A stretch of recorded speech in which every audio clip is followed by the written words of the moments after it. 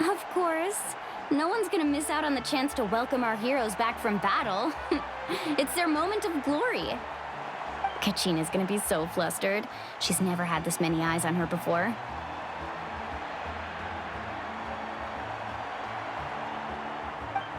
Yeah, she doesn't seem like the kind of person who likes being the center of attention.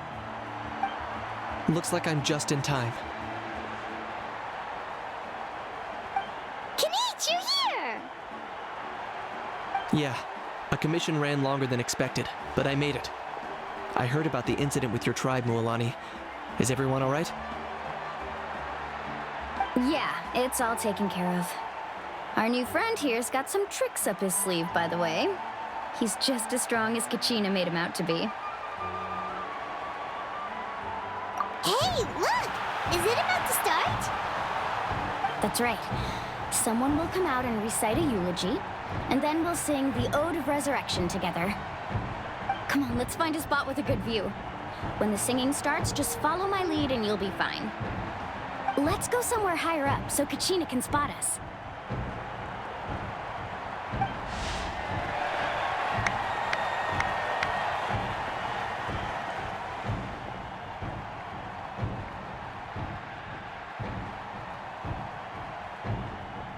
Warriors of Natlan, heed the call of life.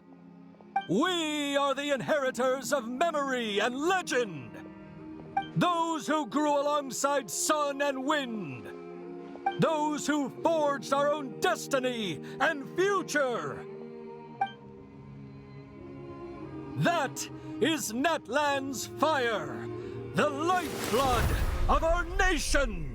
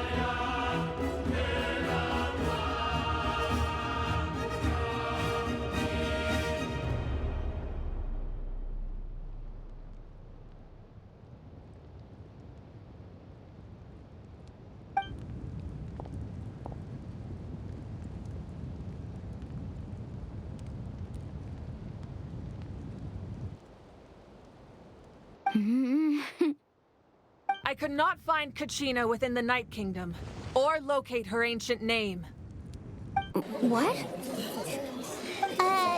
What does that even mean?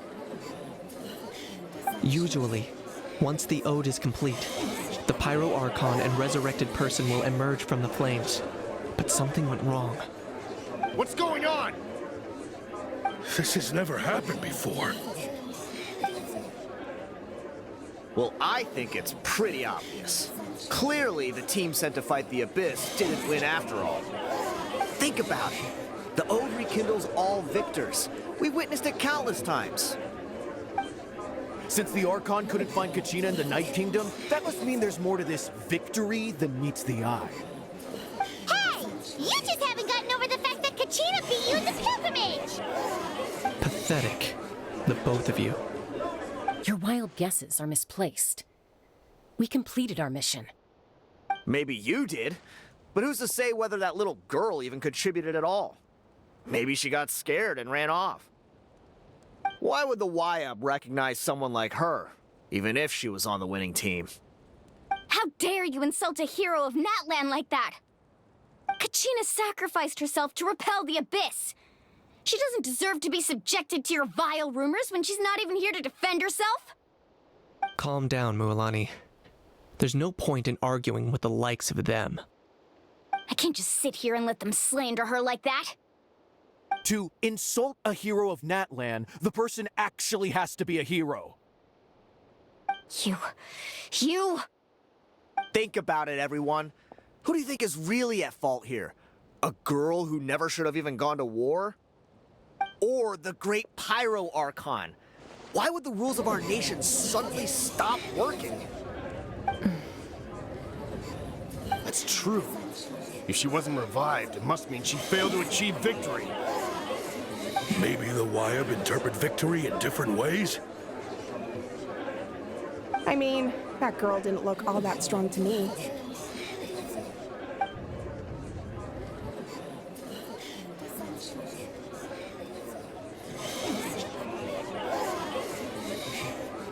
Kachina wouldn't have run! That's not like her at all! No!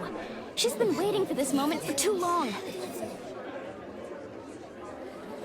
No matter how daunting the situation, no matter how scared she might feel, she's always the first person to stand up and face it head on. We don't even know what happened. So don't you dare try to use this as an excuse to vent your anger or slander her reputation. Fine. We'll find out what happens soon enough. Then, we'll see who truly deserves glory. That's enough. There is no doubt about today's victory, or Kachina's part in it. She is a hero worthy of our admiration and celebration. However, the failure of today's ceremony is undeniable. Kachina has not been rekindled, and I offer you all my deepest apologies as I continue to investigate this matter. To prevent further casualties, I have decided to suspend the pilgrimage until this matter is resolved. What? No one is all-knowing. No one is infallible, not even myself. But doubt is a means by which we seek the truth, not a weapon we wield against others. I didn't mean it that way, Archon. I just... If there are things you wish to clarify, then ask me directly. Doubt my answer if you wish, but now's your chance. You have concerns? State them. No, of course not. Even though I have said nothing to change your mind, then it would seem the truth never mattered to you at all. That guy doesn't even have the courage to answer the Pyro Archon's question. So much for all that glory talk earlier. I have a question, Archon. My friend Kachina. Do you have any idea where she is? It's extremely important to me. I know you said you were investigating the situation, but I'm sorry, that's not enough. I've already shared everything I know. If you want to learn the truth and rescue your friend sooner, you should join the investigation. So, what do you say? Of course I'll join. In that case, come see me in the speaker's chamber. We should join them. Oh, and if it's not too much trouble, could you drop by as well, Traveler? I'd like to have a chat. Rest assured, everyone, I'll keep the tribal chiefs informed on the progress of the investigation. Once again, I apologize for the outcome of this ceremony. If there are no further questions, let's part for now. Did she just ask us to come along? I believe she did. Let's go. I'd like to know what's going on myself.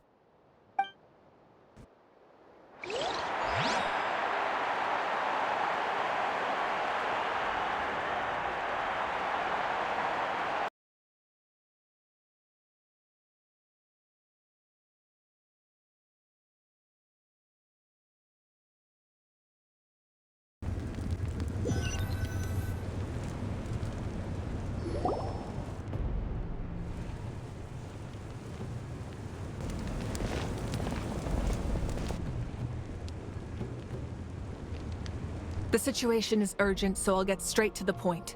Kachina is undoubtedly a hero of Natlan, and I'm deeply sorry this happened to her.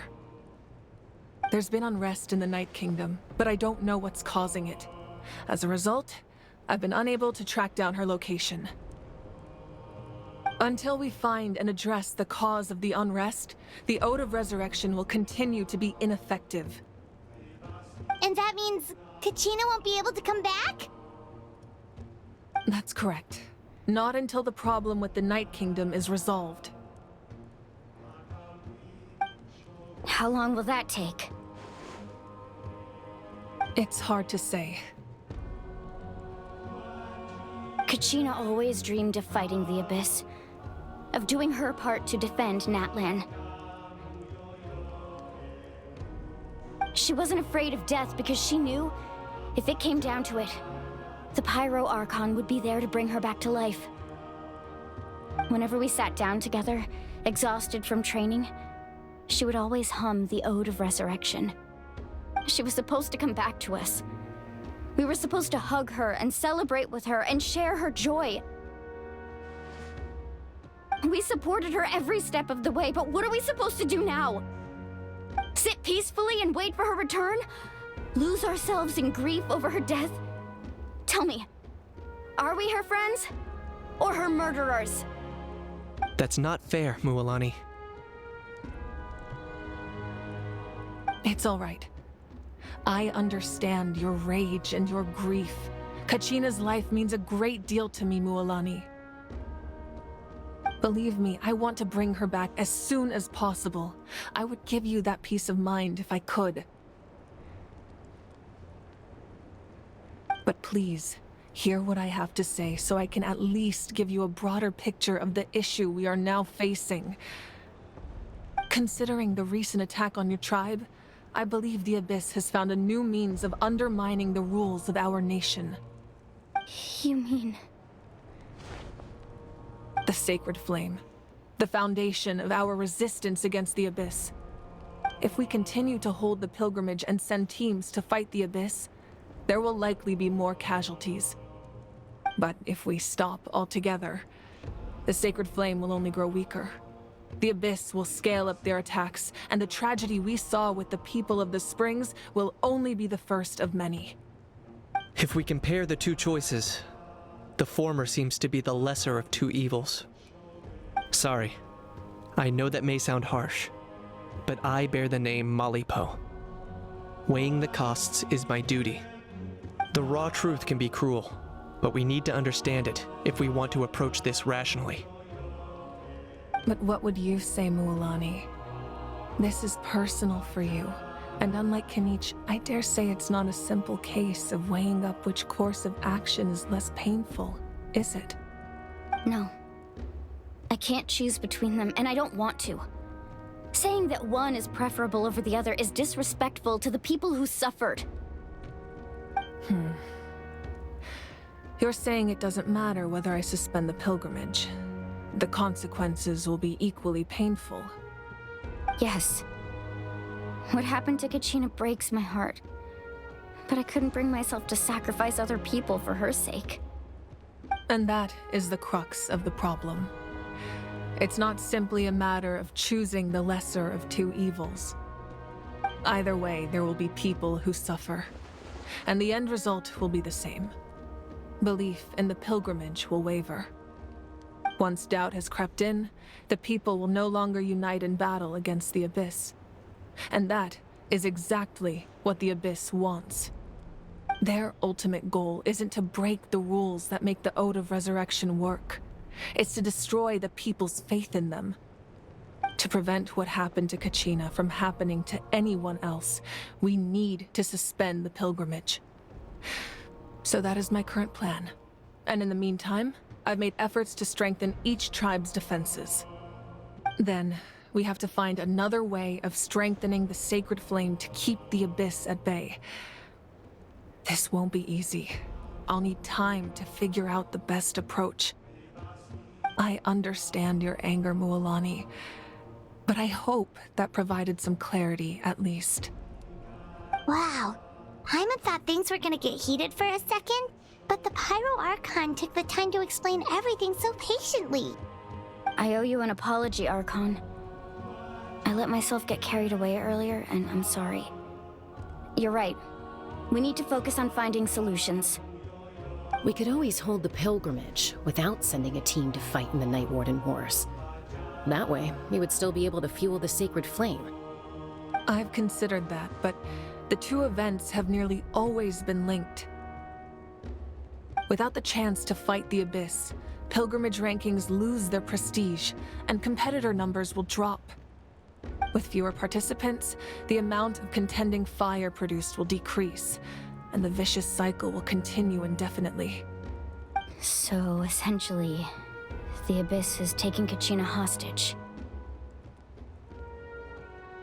You've learned about the concept of ley lines during your travels, yes? The Night Kingdom is something similar. Staying there for a short period of time shouldn't have an effect on the person. But with the Abyss in the picture, it's a different story. Your sense of self will be devoured until eventually you become one with the Sea of Souls. Imagine pouring a cup of water into a rushing river. You can try to scoop up another cup, but there's no chance it will be the same water you had before. I won't sugarcoat it. That is the danger Kachina is currently facing. Just like you said, Archon. Both of these problems need to be addressed. You can focus all your efforts on dealing with the Sacred Flame. I will go search for Kachina. The Abyss poses the same threat to you as it does to her. It is very possible you will not return. Knowing that, do you still choose to go? Kachina's waiting for us to rescue her. That's all that matters. I failed to protect her during our campaign, but I can make it up to her now. I choose to go as well. Traveler? What do you think? Understood. Then I'll support you in any way I can. The Masters of the Nightwind have a technique that can extract an ancient name from the ley lines. If we can find Kachina's ancient name, I can use the link between them to pinpoint her position within the Night Kingdom. Then comes the hard part. You need to visit the Night Kingdom in person and rescue her. But isn't the Night Kingdom a land of souls? Can we even go there? Under normal circumstances, only the consciousness can enter. But there is a way to go there in person. However, know that the Night Kingdom will attempt to repel you, and the Abyss certainly won't leave you be. That's fine by me. Same here. Fighting the Abyss is nothing new for me. So, Paimon's the only one who's scared? Well, if he's going, Paimon's going too. Citlali of the Masters of the Nightwind once created an artifact that can be used to communicate with the Wyab. We call it the Spirit Speaker Stone. It was originally used as a ceremonial artifact wielded by the tribal chiefs, but that spiritual quality also means it can be used to search for an ancient name. That was the artifact I delivered to the Scions of the Canopy a few days ago. Didn't think I'd be hearing about it again so soon. Thank you so much for your help, everyone. Your thanks are unnecessary. I will offer you whatever aid I can, but your fellowship and courage are what will truly decide the success of this operation. Besides, you're the ones helping me. I can only focus on one thing at a time, after all. Traveler, I certainly didn't expect our first conversation to be so serious. I've heard all about your accomplishments. Ever since you arrived, I've been hoping to meet you and offer you Natlan's highest level of hospitality. Why? Why? Is that not what happened in the other nations you visited? Yeah, things were pretty complicated at the start. And, in the middle. But our reputation's solid nowadays. That's more like it.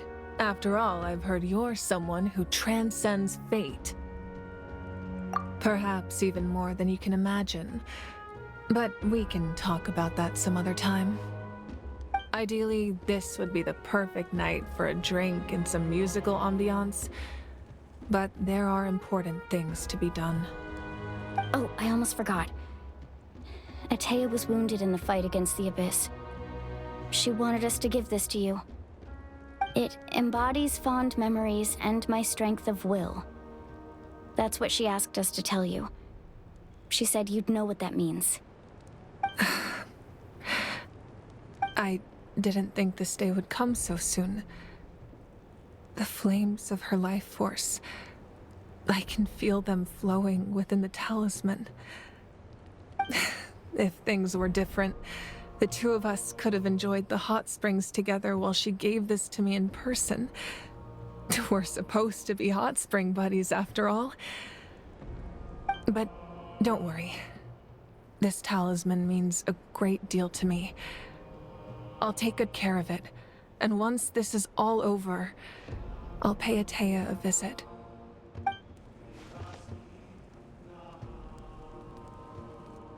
You said you didn't want to jeopardize the production of Contending Fire, but that's not at all why you decided to suspend the pilgrimage, is it? You're right. Even now, the production of Contending Fire is far from sufficient. The gradual corrosion caused by the Abyss has resulted in a massive shortage of pyro energy, and we're currently at the breaking point.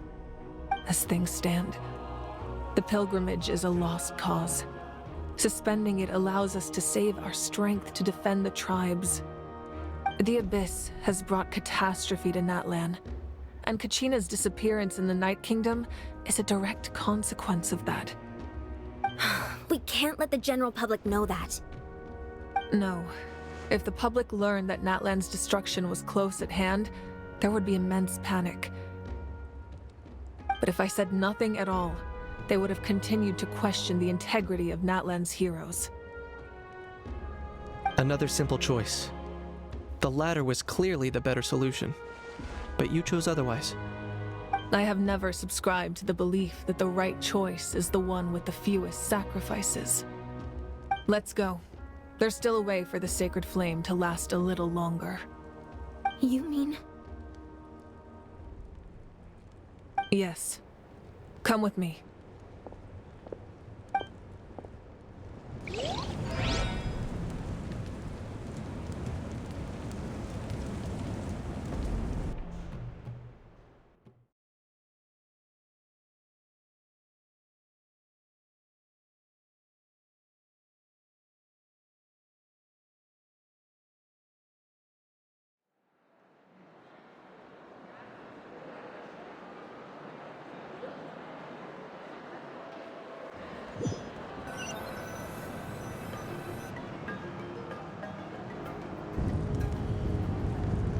The sacred flame must never go out. Not only does it strike fear in the Abyss, but it's also the pillar of Natlan's stability. So until our heroes are ready, I will sacrifice my power to keep it burning. But that can only last so long. I think we should focus on the remaining ancient name-bearers. Don't let desperation cloud your judgment. Those chosen by the Wyab have already embarked on their destined path. It is for them to decide how that journey ends, not us. All we can do is support them. Even so, for you to make this sacrifice, it's not right. If not me, then who? No other is capable of sustaining the sacred flame. I possess great strength, but I'm not above my people. This is part of my duty.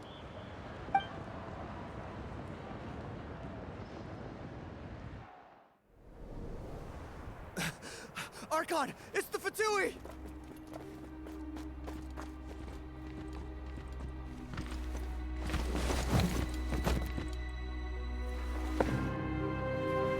The Archon of Natlan. A force to be reckoned with. The secret of the ley lines is no secret to me. Long have they been destined for ruin. And since the oath made 5 centuries ago remains unfulfilled, what use is the Gnosis in your hands? I don't know what you mean. But it sounds like this is about more than the Tsaritsa. In times of crisis, someone must pick up the mantle of salvation. Your plan has reached an impasse, and now it falls to me to create new rules for Natlan. But before the dawn of a new age, the old must be destroyed.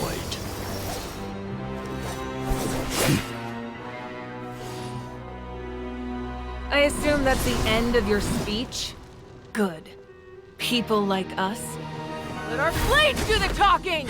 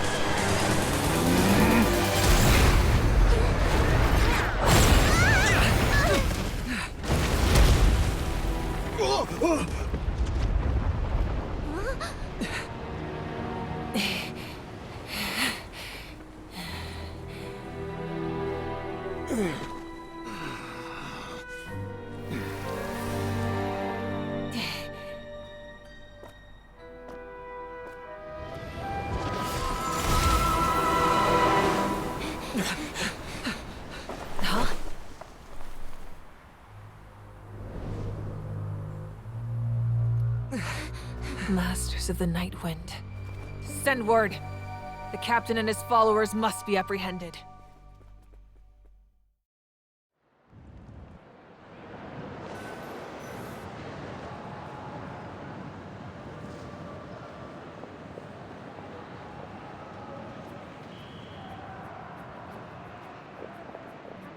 Are you all right, Archon? He was a formidable opponent. Exactly what I would expect from the first of the Fatui Harbingers. I never imagined someone could match you in combat. If the Tsaritsa sent him here, why would he bring up what happened 5 centuries ago? Yeah. And how much does he know about Natlan?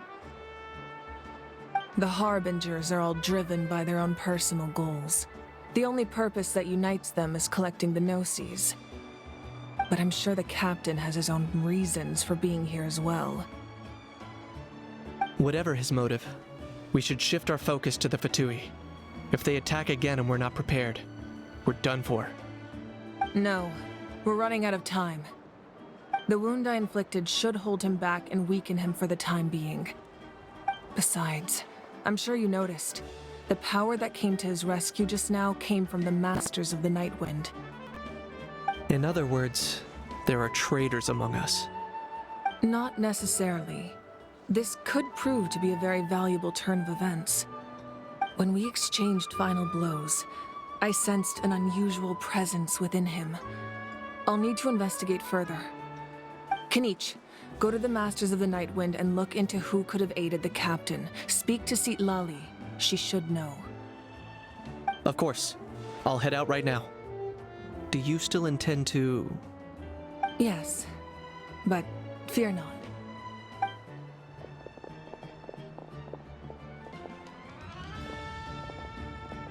Natlan's strength has never rested solely in its archon.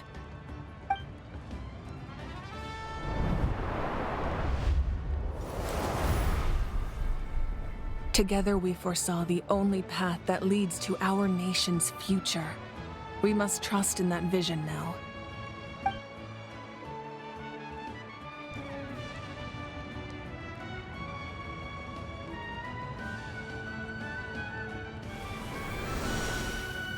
Is everything okay, Archon?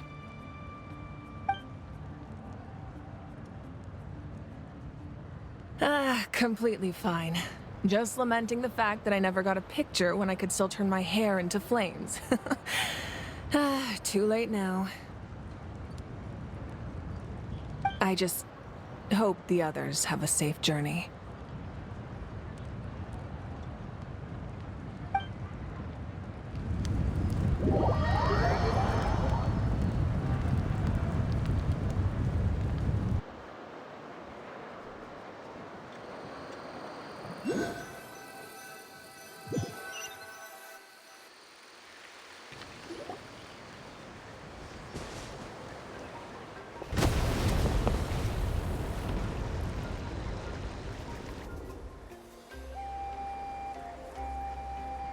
What's happening at the stadium?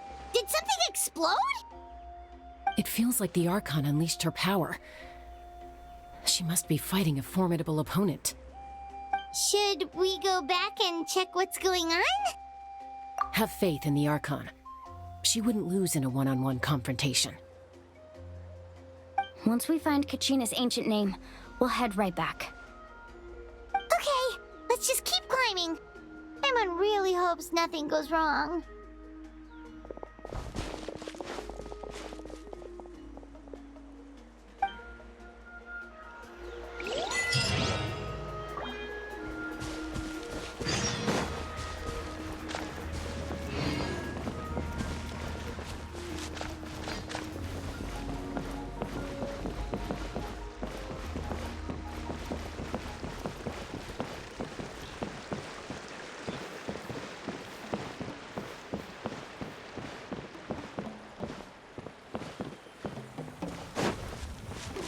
What can you tell us about the scions of the canopy?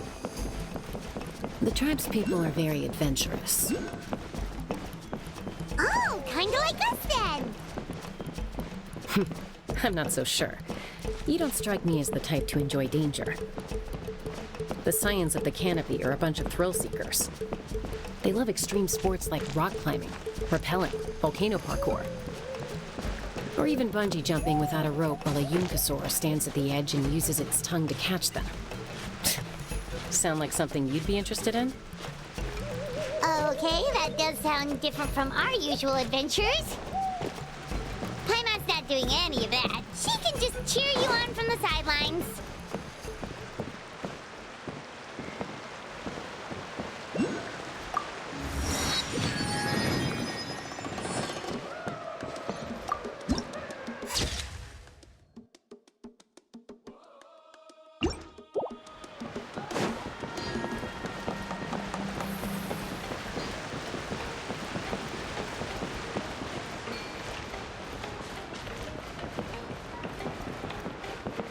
That's Wyna, the tribal chief. Let's head over to him.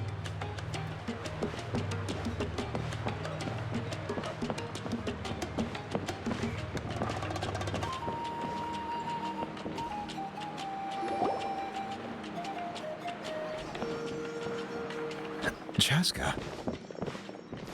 Nice to see you again, Wyna. I'm afraid we don't have time for pleasantries, so I'll get right to it. We're here for the Spirit Speaker Stone. Whoa, hold on a second. At least tell me why you need it first. My friend Kachina is trapped within the Night Kingdom. We need the stone to find her ancient name and rescue her. Rescue her? From the Night Kingdom? That's right. I'm sorry, but But someone needs to tell you what you don't want to hear. Going there, a mature warrior would never make such a foolish decision.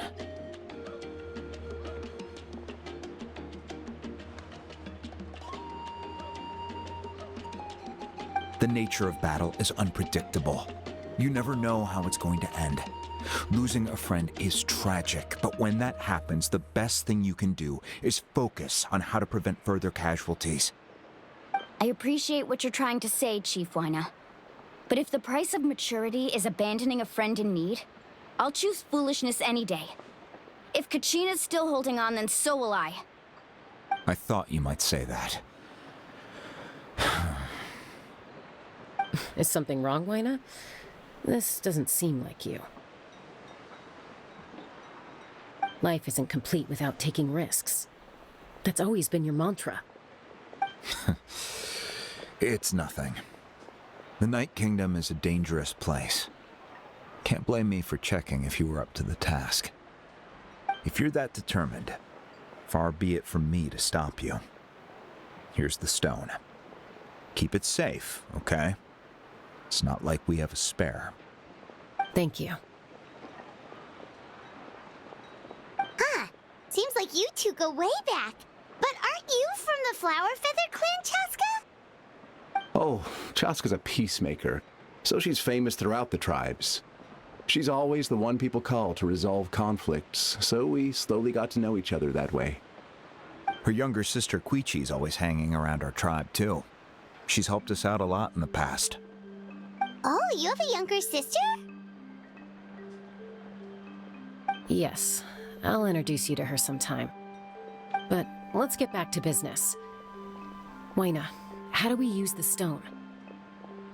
As you probably know, your intended destination is completely different from the real world. The Night Kingdom is like a river flowing with concepts, and the ancient name you seek is like a tiny fish swimming downstream. In that sense, the stone is like a fishing boat drifting down the river, but the boat alone isn't enough. You need a fisherman experienced enough to steer it in the right direction. We couldn't do that ourselves? With a little practice, I'm sure you could. You have the strength and the talent. If you want to make sure this works, though, I could recommend someone to you. Who? Vichama, a legendary warrior and scout from our tribe. He's got a keen eye and a well-honed intuition. Even his ancient name means to seek. If you're fishing for a name, you're gonna want him on the boat. Vichama? Why does that name sound familiar? He's one of Auntie Atea's hot spring buddies. I've heard stories about him. Where can we find him? Ever since Malco passed, he spends most of his time gazing out at the scenery from the cliff tops. Follow the path that way, and I'm sure you'll find him. Thank you. We'll go look for him there. Good luck. I hope everything goes well.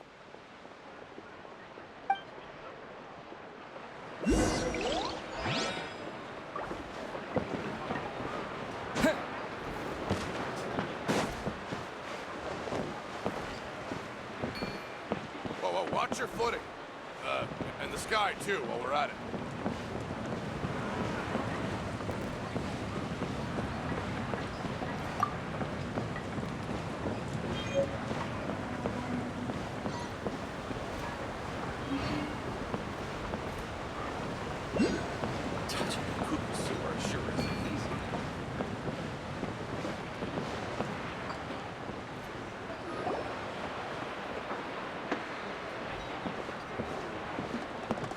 Someone admiring the scenery from the cliff tops.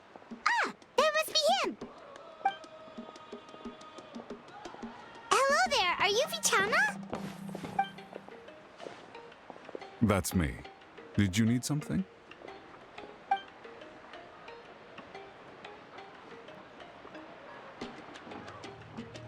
What? You're saying you can bring someone back from the Night Kingdom? How is that even possible? No, if if you really think about it. Anything's possible in that kind of place. But that would mean... Are you okay? You don't look so good.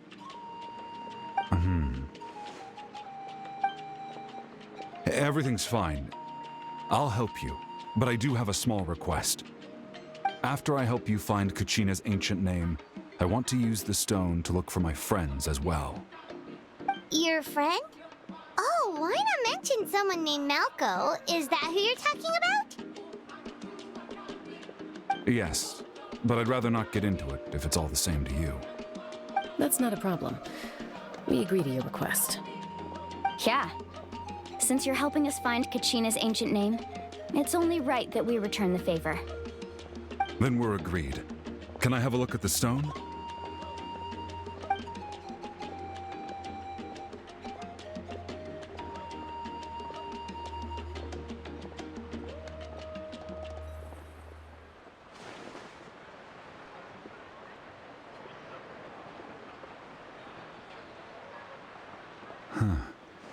I see.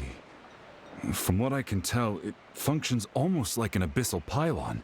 Both connect the Night Kingdom to the living world. Once the connection is established, the abyss will come surging through the opening like a predator honing in on the scent of blood. So we have to be sure not to use it in a tribal settlement. Wow, you got all that just from looking at it? I just picked up on the basics, really. I still have no idea why it works. You said someone named Lali invented this. They must be a genius. I'll go find an open area and start setting things up. In the meantime, I need you to get 2 things for me. We'll go right away. What do you need? First, I'll need some hook ropes. Pretty much every store around here carries them, so no need to go anywhere special. Oh, and I need to build a net out of them, so make sure you get a good amount. Wait, are you saying you're going to use a real net to catch Kachina's ancient name? How does that work when one's tangible and one's not? By creating something tangible in our world, like a net, we can create a connection to a corresponding concept in the Night Kingdom. Basically, I'm going to use the concept of a net to catch something equally intangible, an ancient name. Oh, I see. What about the second thing you needed? Right. I need 2 chunks of obsidian. Once we bring the ancient names into our world, we'll need a place to store them. Normally, you can only get obsidian from the Children of Echoes, but I heard there's a traveling merchant from that tribe around here somewhere, so maybe you can try your luck there. Gotcha! All right, let's split up. See that clearing? Let's meet over there when you're done. Oh, and you can send someone with me if you want. In case you're worried I might take the stone for myself. What do you think, Chaska? There's no need. Lena spoke highly of you. That means you're trustworthy. I appreciate it, even though that doesn't mean much to me anymore. Anyway, it'll take some time to set everything up, so no need to rush. I'll see you in a bit.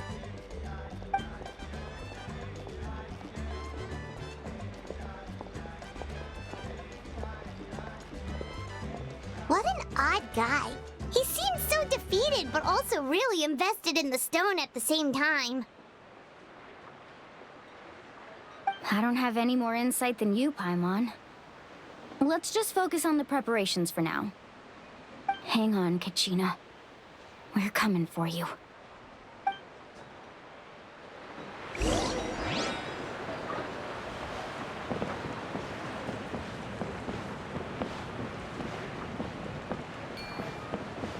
Whoa, watch your footing. And the sky, too, while we're at it.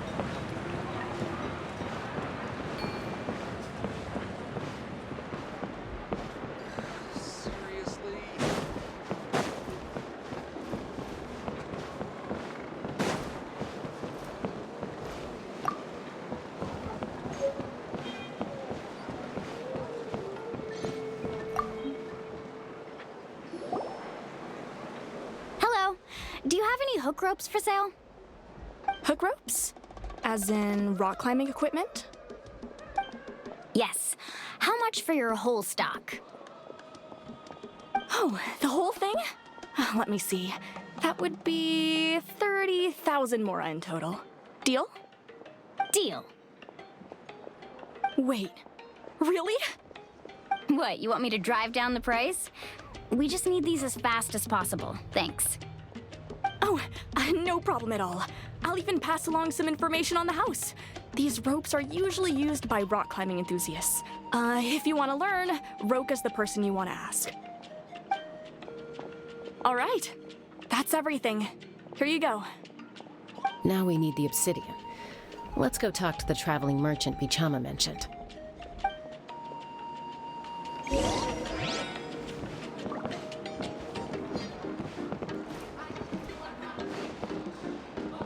Whoosh! Excuse me, do you sell obsidian? Why, yes. I've got a chunk for sale right over there. Perfect. Is that the only one, though? We actually need two. That might be tough. Tell you what, I'll take a look through these boxes over here and we'll see what we can find. Thank you so much. We'll wait here.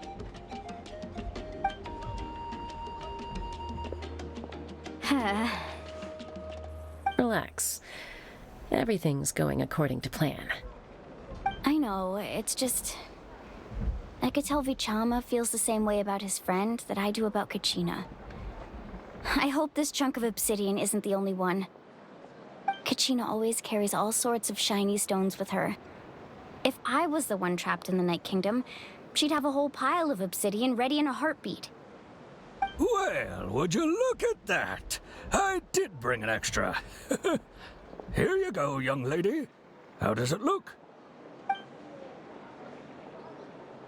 Perfect! Thank you. How much do I owe you? If you hadn't shown up, these stones would have just sat here collecting dust. I'll take 3,000 mora for both. Here you go. By the way, I heard you mention Vichama just now. You running an errand for him, then? How's he doing? Malco's been gone for 5 years now. It's about time he started to move forward. Do you know what happened between them? I heard about it in passing while I was out drinking one night, but I don't know all the details. Bichama and Malco grew up together, and even made a name for themselves together. Malco was an amazing fighter, capable of knocking out multiple opponents in a single hit, while Vichama excelled at scouting and analyzing the battlefield. The two made an excellent team, and managed to beat back the Abyss several times. 5 years ago, they both emerged triumphant in the pilgrimage, and were placed on the same team to fight the Abyss.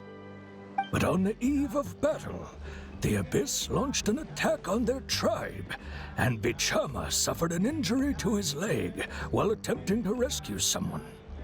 Then what happened? The team agreed that he couldn't fight the Abyss in his condition. Vichama didn't argue. He knew going to the front lines with an injured leg would make him a burden in battle. So they raised the issue with the Pyro Archon, and she agreed to let him stay behind. It's just... Malco and the others ended up facing hordes of abyssal monsters in numbers that far exceeded anyone's expectations. The team made an error in judgment, and they fell to the onslaught. Vichama went into a deep depression after that. He blames himself for everything.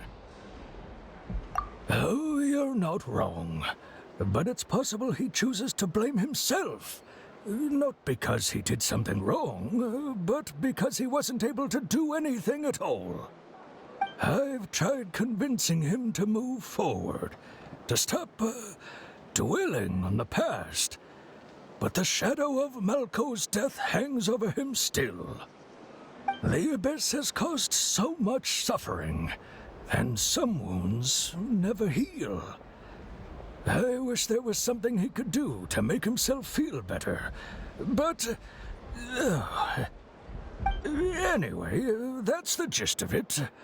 Maybe you could help him talk things through sometime. I would really appreciate it.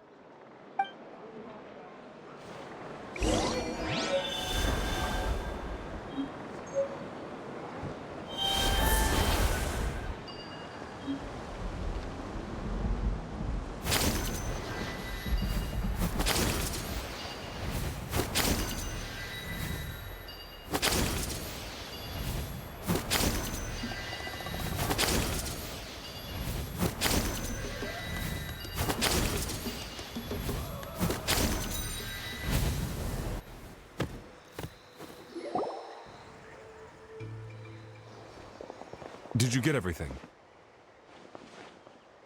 Yep, it's all here. When do we start? I've made all the necessary adjustments, so we're good to go. As agreed, I'll help you find Kachina's ancient name, and then you return the favor. Go ahead.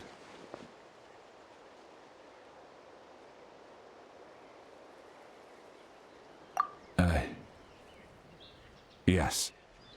After Malco fell, I scoured the battlefield to see what happened. It turned out he wasn't bested by some impossibly powerful foe. He was dragged to his grave by the sheer number of enemies. If I had been there, I would have been able to sense the danger. I could have warned them not to advance. I've always blamed myself for what happened. But when you told me about Kachina, I realized there's a chance Malco might also be alive, fighting for survival in the Night Kingdom. But that happened several years ago, right? The Pyro Archon said all life within the Night Kingdom eventually becomes one with the Sea of Souls. There might not be much hope, but I still have to try. Malco and I promised each other, even if we never managed to root out the Abyss for good, we would fight together until the end. All right, let's get to it. I'll start searching for the conceptualized version of Kachina's ancient name. If you see any fragments scattered around the area, please collect them.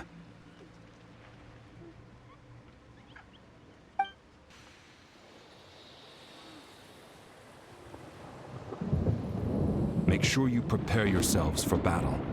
As I said, the stone will link the mortal realm to the Night Kingdom. The Abyss will likely emerge in response.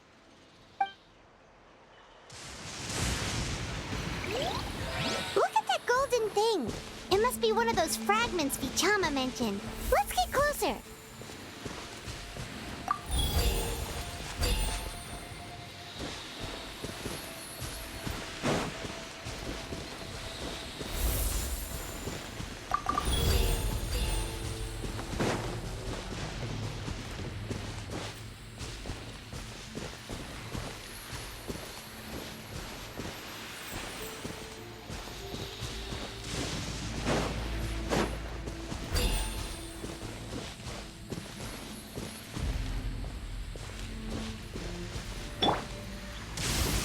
Which of the starry skies do these thunderbolts fall from?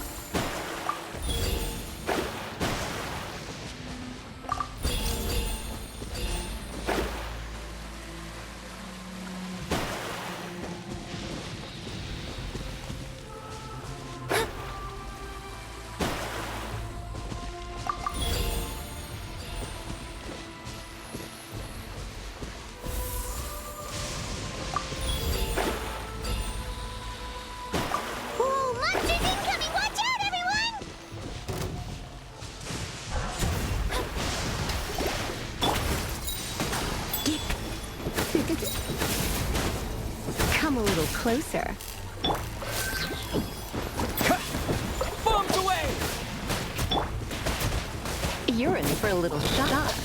Come a little closer. I'll protect us.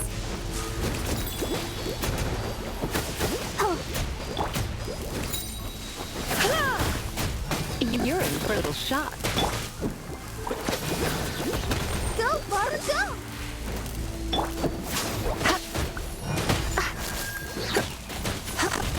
Come a little. Yep. Huh? Hit.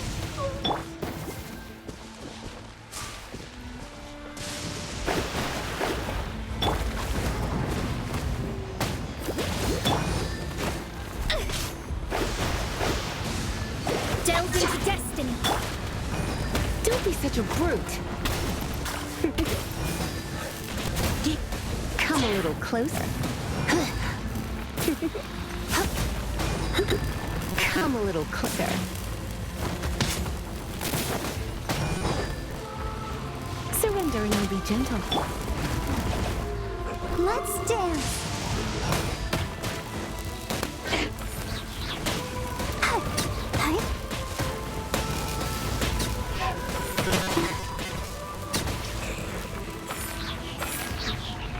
How much longer, Vichama?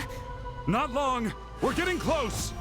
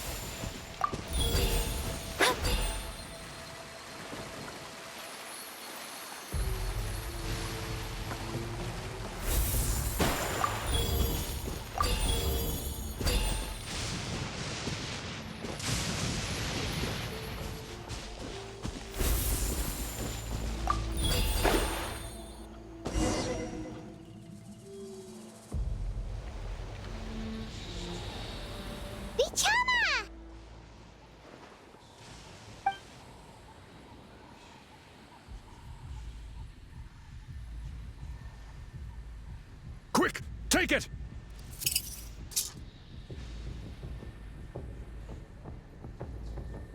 I found Kachina's ancient name.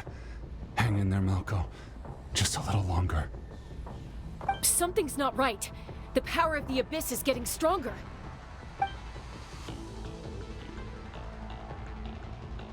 The Abyss is corroding his body. Vichama, you can't keep going. You'll die. I should have died 5 years ago. I just need a little more time. Please, I'm almost there. Thank you.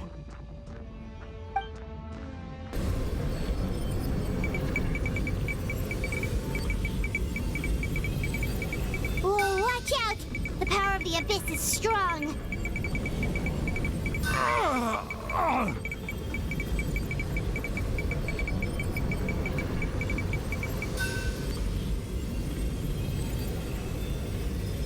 This power.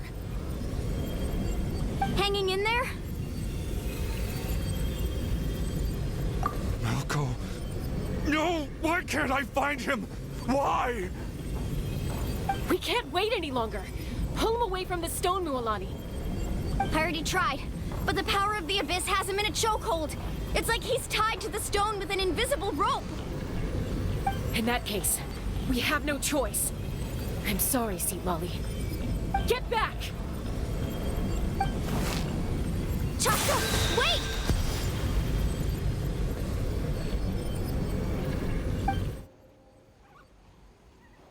Ouch! What happened just now? It looked like the Spirit Speaker Stone was... The stone's power was spiraling out of control. The only way to stop it was to destroy it. You were all caught in the shockwave of the explosion. You might feel dizzy for a while, but that's normal. Give us a heads up next time, will you? You're lucky we managed to dodge it in time. I thought I said to get back. Yeah, barely a second before you made it go poof. Not everyone has your reflexes, Chaska. We were this close to getting dragged into the explosion. Okay, I'll be more careful next time. At least Kachina's ancient name is still in one piece. Wait, where's Vichama? Vichama! Vichama! I couldn't find Malco's ancient name. It must be completely gone by now. Once your ancient name disappears, there's no coming back. From the very beginning, I knew there was a slim chance, but still. And now, it's too late to save him. From the minute he left that day, it was already too late. Vichama. I'm sure he's heard enough condolences over the years. Let's just give him some space. Huh? What's that in your hands, Vichama?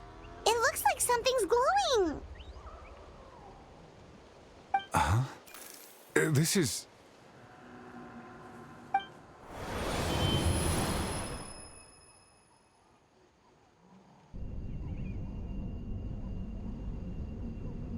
Hey, Malco. Got any strength left? Not enough to swing a sword, but to say a few last words? Sure. Too bad. No one will get to hear them. I never thought I'd actually die on this mission. Not that I'm afraid to die. It's just...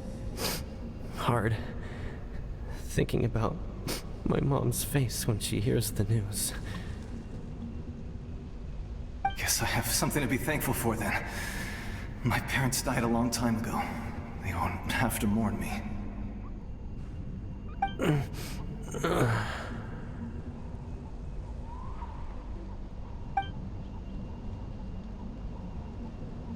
Pisak! Always had to beat me at everything, didn't you? Right to the end, you were never one for goodbyes. Maybe you're right. Maybe no one will get to hear our last words. But just in case... Vichama, I'm so glad you didn't come with us. Don't be sad. Just keep on living. For the both of us.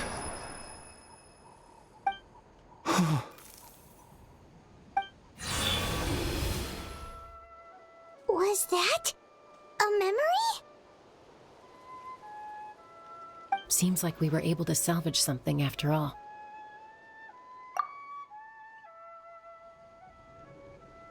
Of course. Seeing him, hearing his voice again, it makes me unbelievably happy. But it also brings with it an even deeper pain. A deeper pain? Why? Malco was always the type to put on a brave face. But in that memory just now, his hands were shaking, and his smile was forced. For all these years, I regretted not being able to fight alongside him to the end. And now I know, at the end of his life, he was thinking the same thing. Vichama. I'm fine. Actually, I heard Chief Wyna wasn't really on board with your plan to go to the Night Kingdom. When you asked for my help, I hesitated too. I knew helping you find your friend's ancient name meant leading you one step closer to danger. But I also understood why you had to try. Everyone has regrets in life, but not everyone gets the chance to make up for them. Once allowed to fester, guilt strips us of our most valuable qualities as warriors. In that sense, we might as well choose the braver path from the very beginning. If I could do it all over again, I would have followed Malco to the front lines no matter what. Even with an injured leg, there were still things I could have done. That way, even if the outcome stayed the same, I still would have fought alongside him to the end. There are critical junctures in life, and if you don't seize the chance to act, there's no going back. That's something I had to learn in hindsight. But you're still at the crossroads of your journey, so I hope you can walk away without regrets. Thank you, Vichama. I feel even more determined now. Kachina will come back to us. I'll make sure of it. I promised I would find her, and I intend to keep that promise. That's good to hear. Strange. My body, it's... Once abyssal corrosion enters the body, a portion will fuse itself to your internal organs. Even though the Traveler possesses powers of purification, the corrosion can never be fully eradicated. Thanks to him, though, you were only briefly exposed. Slowing your breathing and controlling your emotion should help you keep the symptoms in check.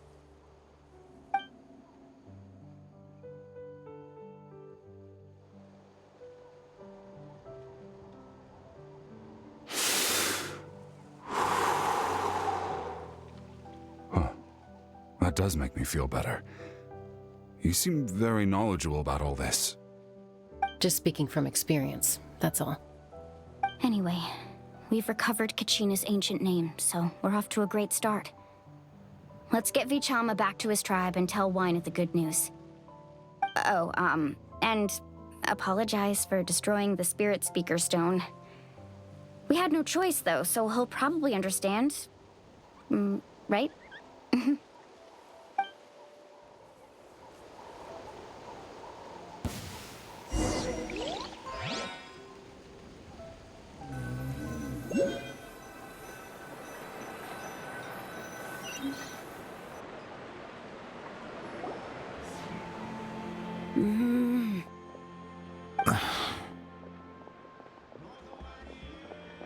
Koichi, are you really gonna just stand there like that? I don't know what you want from me. I think you know exactly what I'm trying to say, Uncle Wyna. I can hear it in your voice. Honestly, it's just one thing after another with you two. They're back. Koichi? What are you doing here? Don't play dumb with your own sister. You know exactly why I'm here. My apologies, everyone. I just need to borrow Chaska for a few minutes. You come with me.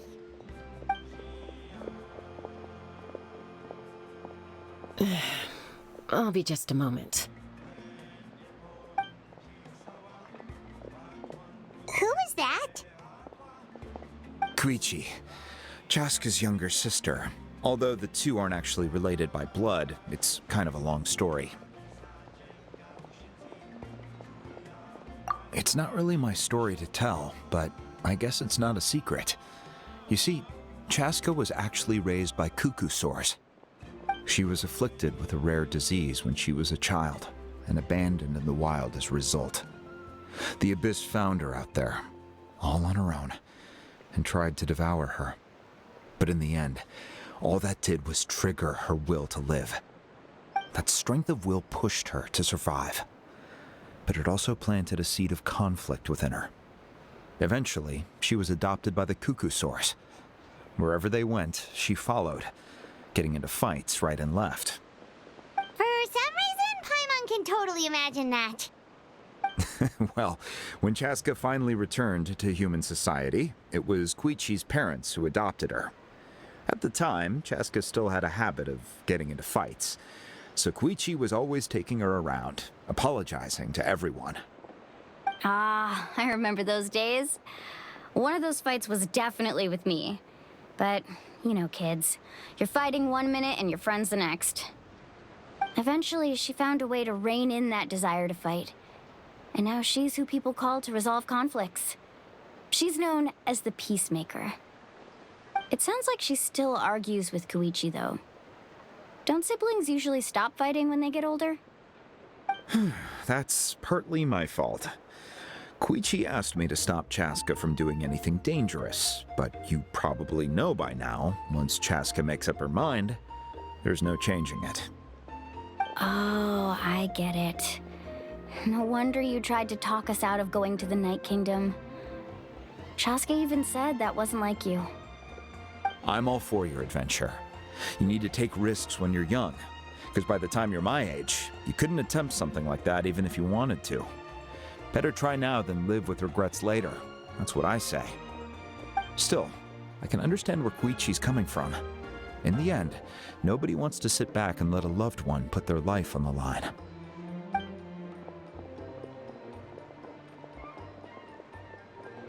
All right, it's just the two of us now. You have 1 minute to explain yourself. I don't have anything to say. You don't have to approve, but you should know I only do what's necessary. That attitude is exactly the problem. It's like you don't care. You try to sneak off to the Night Kingdom behind my back and then play it down as if it's just a trip abroad. Well, technically I am going abroad, right? Again with the excuses! We agreed, didn't we? There are 4 levels of danger. If it's not something urgent, you can only engage in level 2 danger and below. You can only go up to level 3 if a situation is so dire there's absolutely no alternative. But a trip to the Night Kingdom? If that's not a level 4, I don't know what is. And you were just going to sneak into the place without saying anything. What do you mean, sneak into the place? I always planned on walking in there with my head held high. You bought off Uncle Wina, didn't you? He promised me he'd stop you from doing anything dangerous. Oh, it's like he didn't even try. You feel like he went back on his word. What if I told you my mind was made up, and there was nothing he could have done? Not even by force. Oh, I knew it! So he did try to say something, but you didn't listen. This is important. If you were in my shoes, you'd make the same decision. You don't know that? I'm a doctor, and I handle logistics. If you're going to waltz into a dangerous situation where you could lose control at any moment, it's my duty to say something. All right, whatever. Anything else? What do you mean, anything else? Why don't you reflect on what you've done and promise me you'll stay put? Time out. Is this one of our normal arguments or a serious one? Chaska, does it sound like I'm joking? Then, you need to know something. What happened to Kachina was partially my fault. I can't leave her there to die. That's not who I am. But the person you become when you lose control, that's also not who you are. That's a different issue. You said it yourself. A person is only as good as their morals. If I want to live in Natlan, I need to display qualities that make me worthy of this nation. I've also told you that managing your condition is equally important. Sometimes you have to make sacrifices. All right, let's stop this here. If we keep going, I might actually have to get serious. And I think Wina prefers his roof attached to his house. Is that a threat? That sounds like a threat to me. Koichi! Younger sisters are supposed to listen to their elders. So, you're really going to go, no matter what I say? I'm supposed to be your sister. Then support me. I'll be back. All you have to do is wait. Chaska. So, that's it. Why'd you have to turn out to be so darn annoying?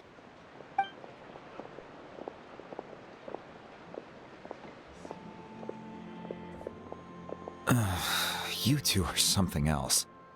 Something you wanted to say? I know you aren't related by blood, but you two sure are similar. Really?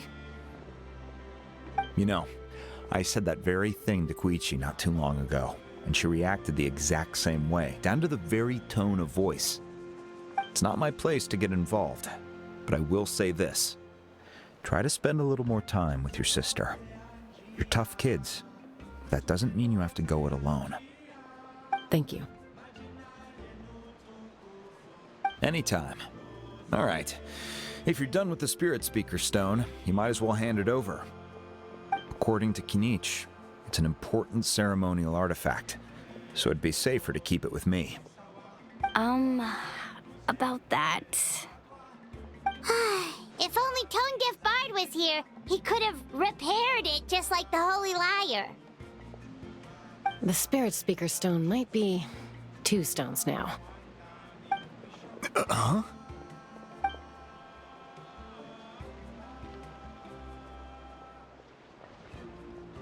I see. Sounds like it was an urgent situation. If someone's life was on the line, then you had no choice.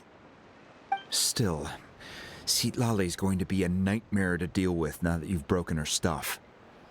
I'll explain everything to her later. Stay safe out there in the Night Kingdom, okay? I'll wait here for your safe return.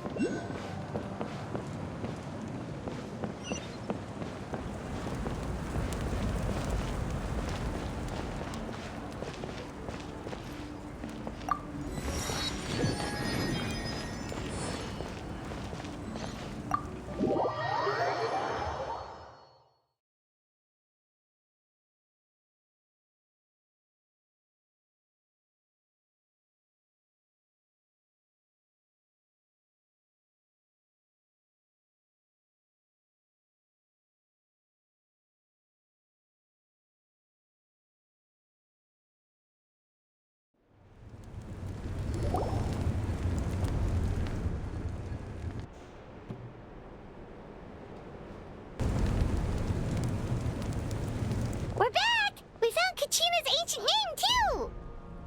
Well, it's fairly complicated. Let me give you the condensed version.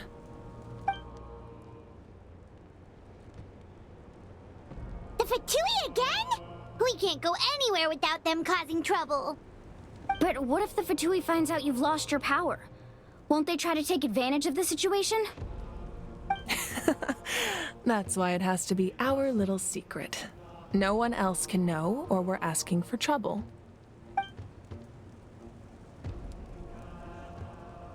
Look, I wish I could offer you some sort of consolation, but I won't lie to you.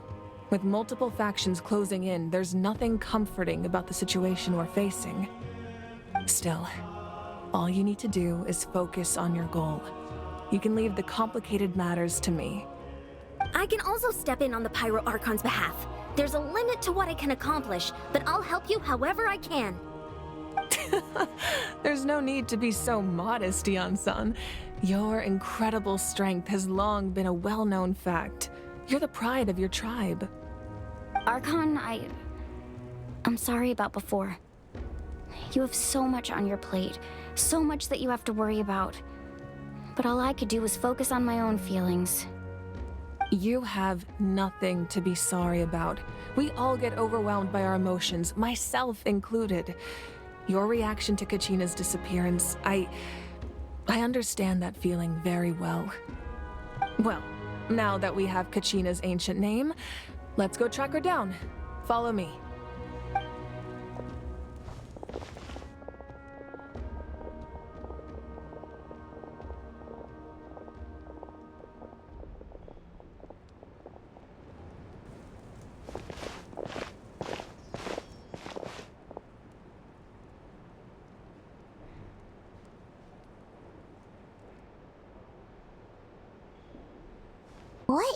this place. Hey, isn't that Atea's talisman? Good eye. This is where I store all the various mementos I've collected. Whoa. I've never seen this place before. There's so many things in here. It looks like there are items from every tribe. Collecting them must have taken a lot of effort. I suppose you could think of it as a hobby of sorts. In Natlan, everyone grows up listening to the stories of heroes. And physical items do a far better job of preserving those stories than our own memory. Now, I still have some preparations to make for the ceremony, so feel free to take a look around in the meantime. If you're curious about an item, I'm more than willing to tell you about its origins. Alright, we'll have a look.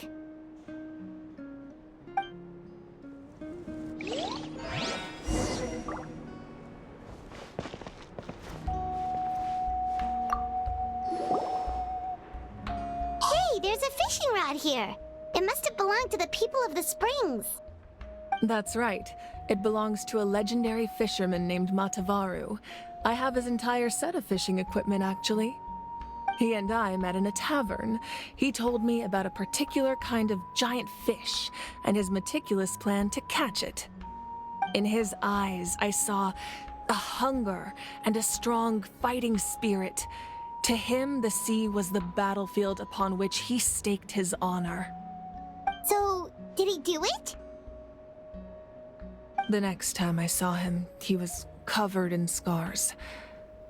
It turned out the fish he sought had been corroded by the abyss. He managed to kill the fish, but sustained a serious injury in the process, which meant he could never go deep-sea fishing again. Can a fisherman claim victory if he fails to bring back his catch? That's what he asked me in the end. Well, Paimon thinks he won. That was my answer as well.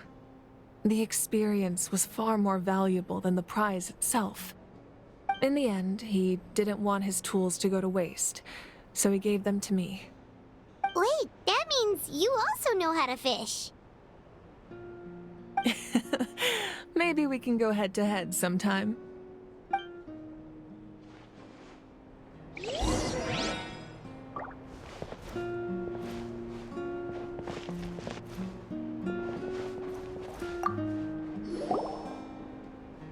This is Atea's talisman. I'm sure you're familiar with this one already. Atea was rarely ever without it. The talisman brought her a lot of luck in battle.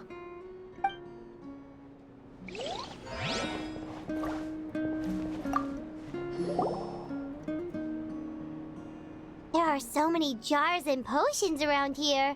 Do they have anything to do with alchemy? No, those belong to the Masters of the Nightwind. They're ceremonial tools used to amplify the ability to communicate with the Night Kingdom and the Wyab. Yamaya is an expert in this field, and she taught me a lot. Even though she appears stoic and serious, she actually has a keen sense of humor.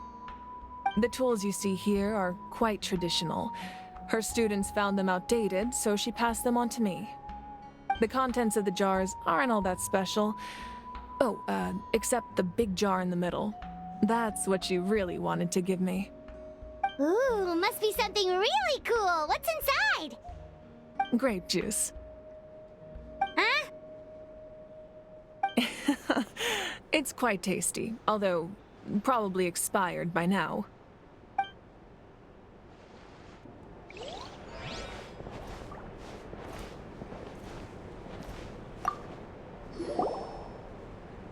Whoa, that belt is bigger than Paimon's head!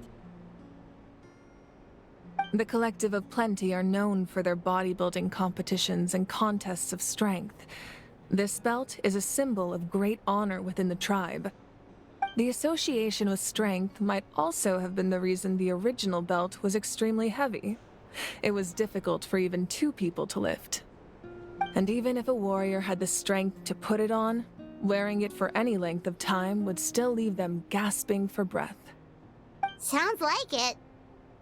So the owner of the original belt, Kitera, commissioned a craftsman to make a copy identical in appearance but far lighter in weight. That is the belt you see before you. He would often wear this version when training in order to protect his waist. Or he made a lighter version so he could wear it all the time and show it off.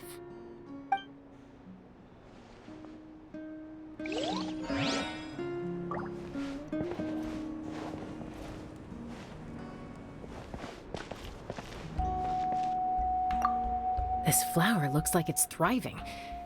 You must be good at taking care of plants, Archon. This fishing basket looks familiar.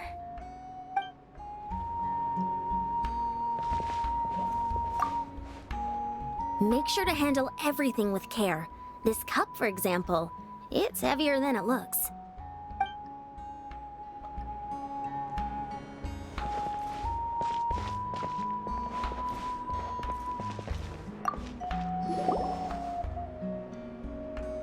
Whoa, this weapon is huge!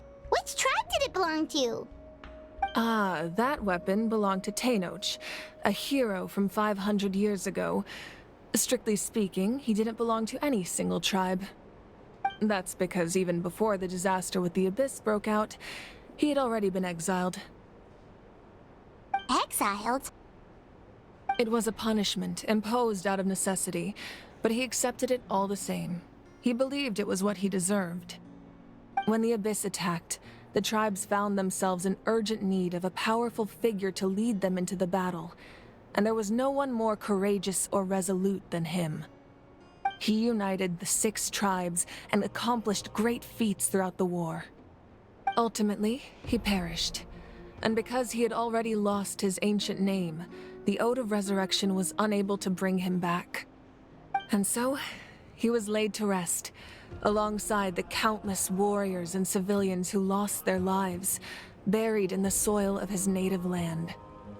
Wow, he sounds like a true hero.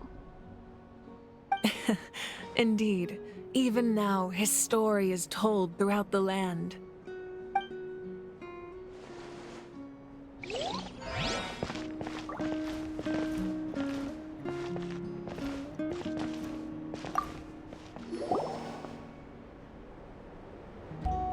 The powder still needs some time to settle, so let's wait a little longer. Well, what do you think of my collection? Do you feel like you have a better understanding of Natlan's culture now? Yeah, if each item represents a different story, seems like Natlan's really been through a lot. Does every item hold a special memory, just like Atea's talisman? That's right.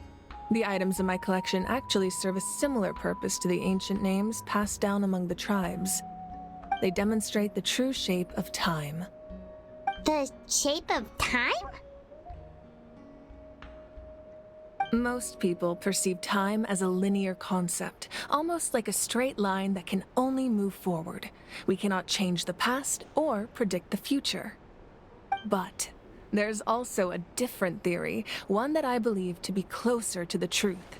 Namely, that the past, present, and future all exist at once. At once?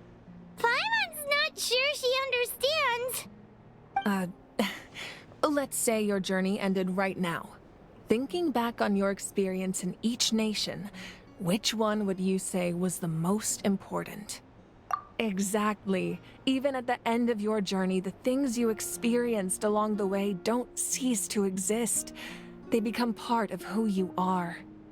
Take out a portion of that journey, and you would likely make very different decisions, and eventually arrive at a very different destination.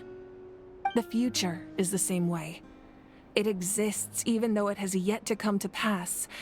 We just lack the means to perceive it. Of course, there are those with the power to foresee the future. They simply call it by a different name. Fate. You're quite familiar with that concept, I would imagine. That does kinda make sense. The future hasn't happened, but already exists. Humanity excels at living in the present, but too often we forget the past and neglect the future. While the Pilgrimage and the Night Warden Wars lead us to a better future. Only by uniting the people of Natlan across countless eras can we fight back against an enemy as formidable as the Abyss. To come up with such a set of rules, the first Pyro Archon must have possessed a level of insight I can only imagine. That's correct. At first, he was a mortal man with no special power. After he ascended to the Divine Throne, he used it to borrow power from the heavens and establish the rules of Natlan. Namely, a framework through which ordinary people can ascend to Archonhood. By holding the pilgrimage, we're able to determine the strongest among us, and when that person ascends to the Divine Throne, their inner flame will awaken. In addition, the sacred flame will grant them significant knowledge and memory of this land. After all, that's how I came to know everything I just told you. So, it all comes down to the power of the Divine Throne and the rules. Wait, is that a family portrait? Yes, that's my mother, father, younger sister, and the little saurians we raised. I turned a piece of my dad's leather armor into a canvas and commissioned a famous artist to paint our likeness. Your sister is so cute! It looks like the two of you are really close.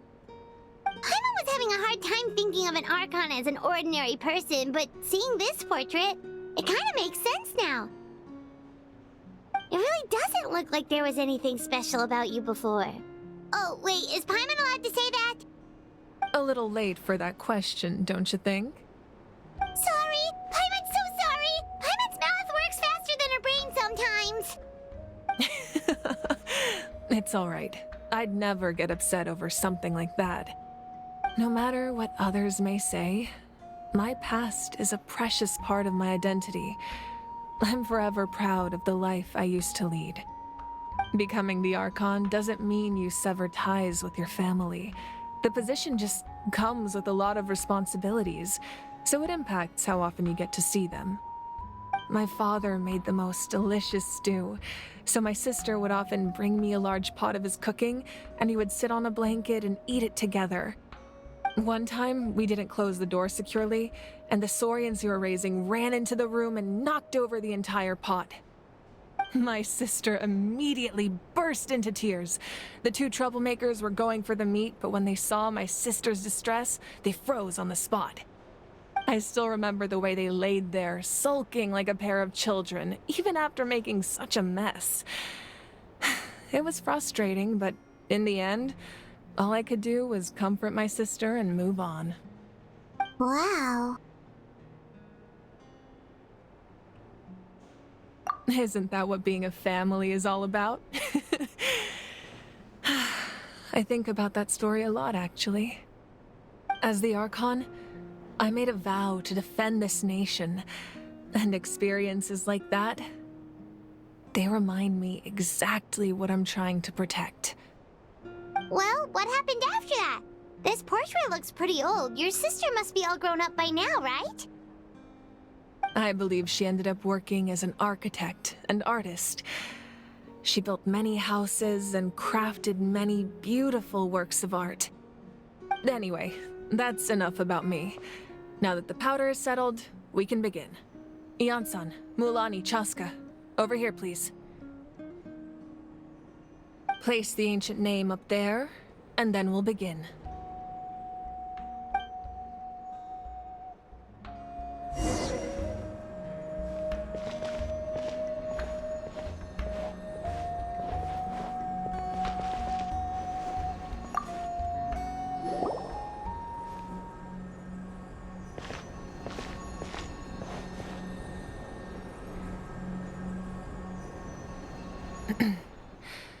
Surely as the echoes of life resound through heaven and earth, so too shall our stories remain eternal.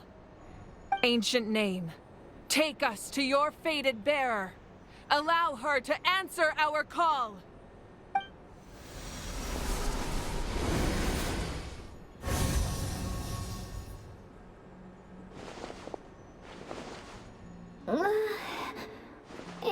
I hallucinating again? Kachina, are you okay? Huh? I'm not seeing things, am I? Is the Abyss playing tricks on me again? It's okay, Kachina. It's just us. We're trying to find a way to bring you back. Everyone, you have to listen to me.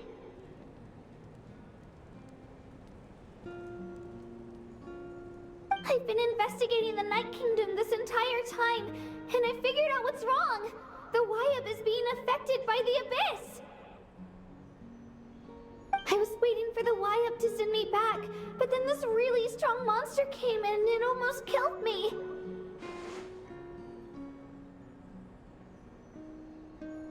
The Wyab saved me, even though its power is weakening, so I've been hiding from the monsters while trying to find a way to help. The Night Kingdom has become a huge mess, though. I keep hearing these awful sounds and seeing really horrible things. Don't listen to those sounds, Kachina. The Abyss is trying to strip you of your sanity. All you need to do is stay safe and wait for us. We'll be there shortly. It's okay. I feel so much better now that I've had the chance to talk to you guys. You don't need to worry about me. I've never been strong or special at all, really. So I don't blame anyone for forgetting about me or leaving me behind. Just knowing you care is more than enough. I'll find a way back. You don't have to put yourselves in danger to come rescue me. You're always like this, Kachina. Now's not the time to act tough. We're coming for you, and that's final. I don't know what lies the Abyss has been feeding you, but I'll tell you something right now. Nobody here sees you as a burden. You're a victor of the Night Warden Wars, a hero of Natlan.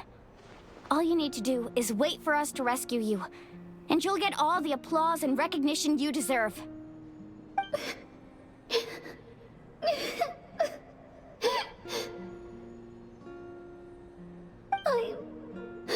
I'm really scared.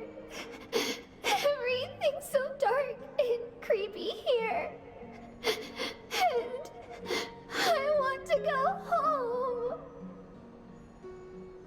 Still, I don't want you to put yourselves in danger because of me. I don't want to hold anyone back ever again. All you need to do is place your trust in us, just like you always have. No one fights alone. We're not leaving you behind. Not ever. Yeah, we're so close, we can't call it quits now! Thank you. Be careful. Looks like we've lost contact. Now comes the most dangerous part. You have to traverse the Night Kingdom in your physical form. This entrance to the Night Kingdom was left behind after an abyssal invasion. Even a brief amount of time inside could expose you to corrosion. I know. I'm prepared for that possibility. All right, then I wish you all the best. I'll tell Koichi to be ready just in case. She's very experienced in dealing with abyssal corruption. That face you just made. Don't tell me you two got into another argument. No, I just feel bad for creating more work for her. I'll go with them too, Archon. The more people, the stronger the party. Thank you so much for your help, everyone.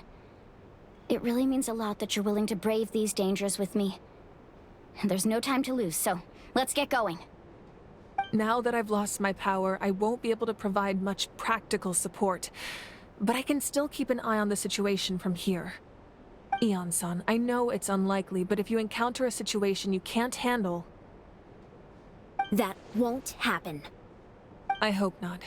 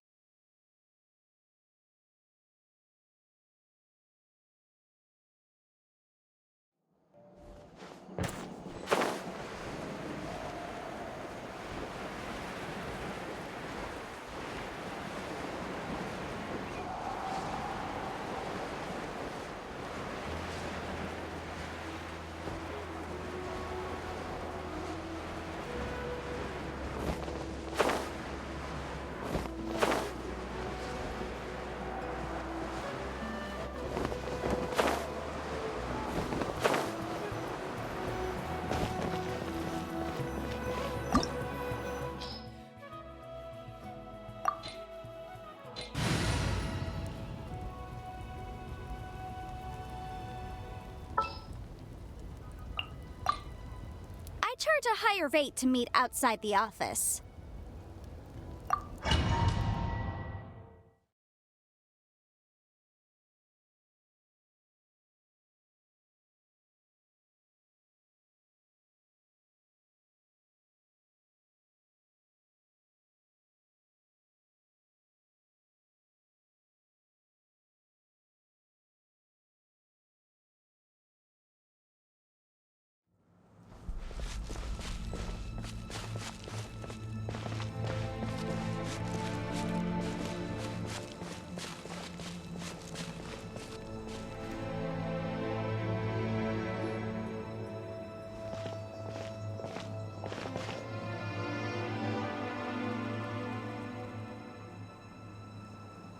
So we're underneath Natlan right now?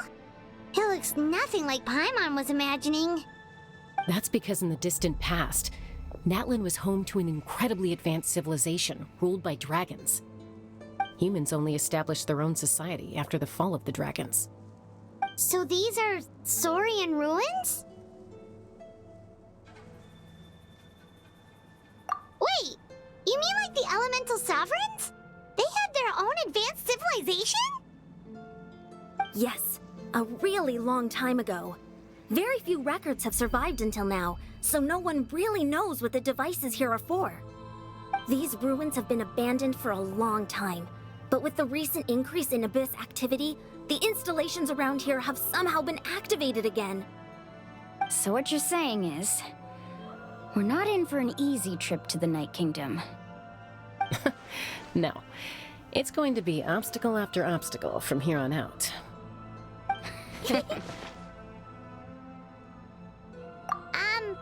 are you all laughing like that? It's creeping Paimon out. It's the pre-adventure excitement kicking in, right guys? Of course. I'm eager to get started. Then let's go. We won't let anything stand in our way.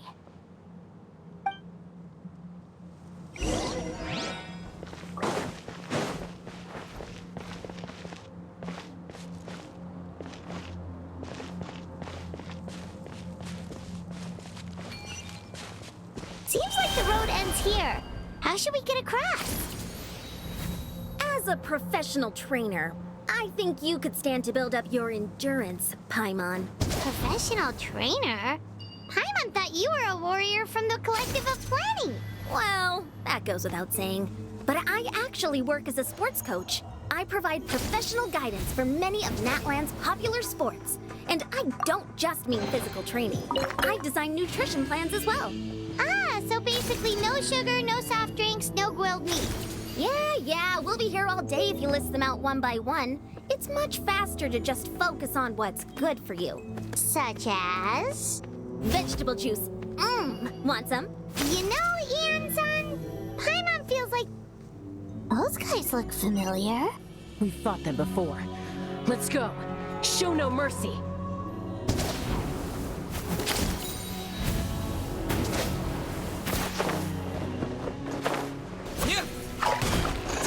Water tower!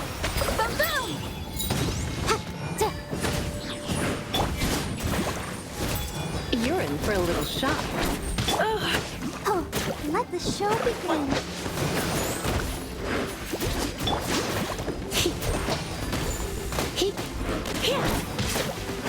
Come a little closer.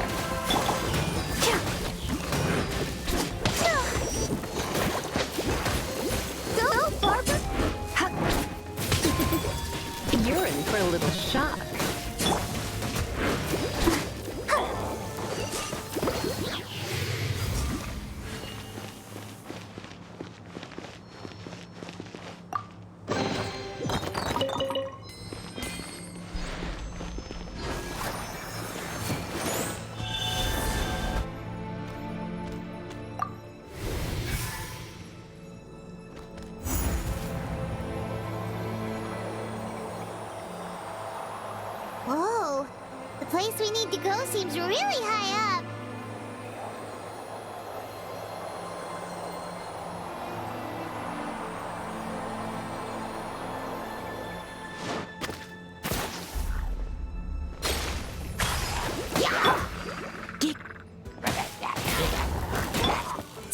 Incinerate! Boom boom!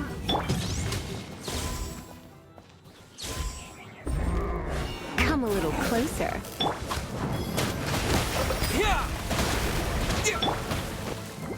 Let's dance. Hi.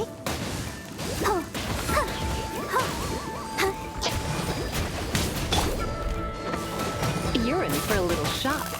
Come a little closer.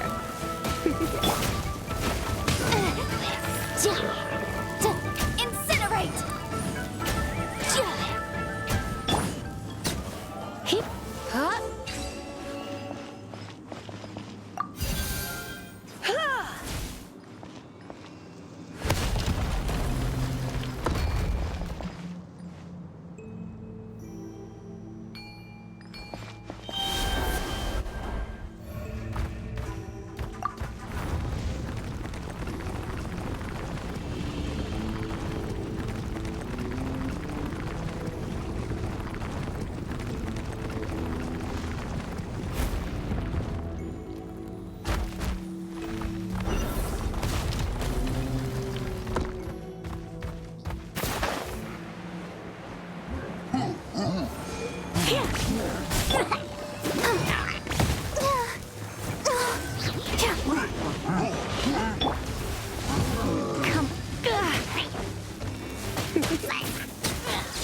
Come a little closer.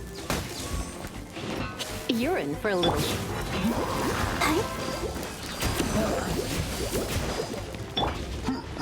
Come a little closer. You're in for a little shock. Come a little closer. You're in for a little shock. Let the show begin. Hi.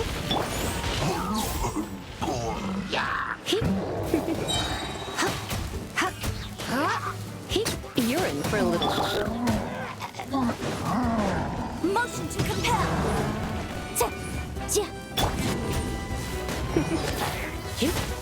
You're in for a little shock. Come a little closer. You're in for a little...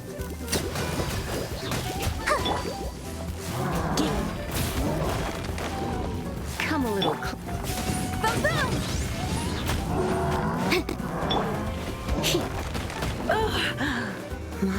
Come a little closer. I'll protect us.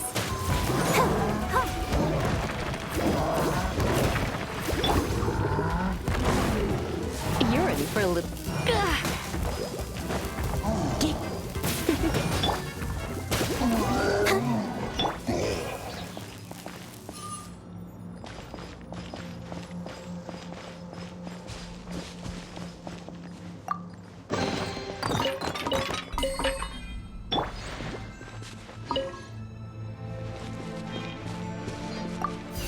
Let's dance.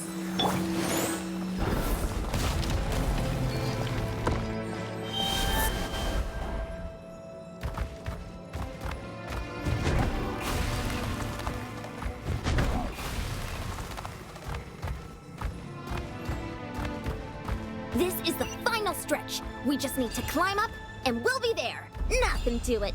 Easy for you to say.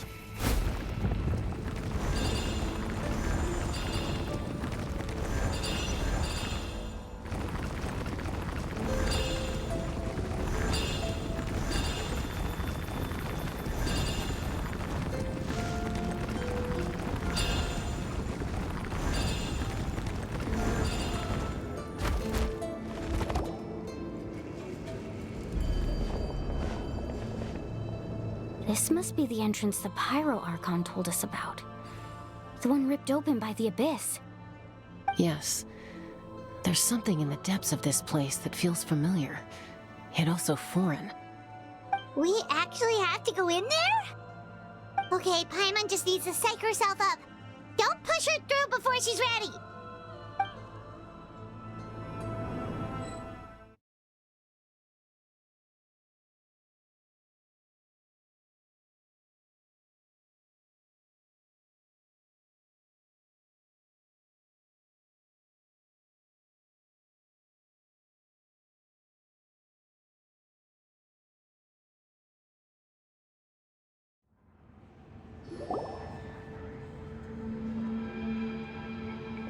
Hey! You don't have to drag Paimon! You're pulling too hard!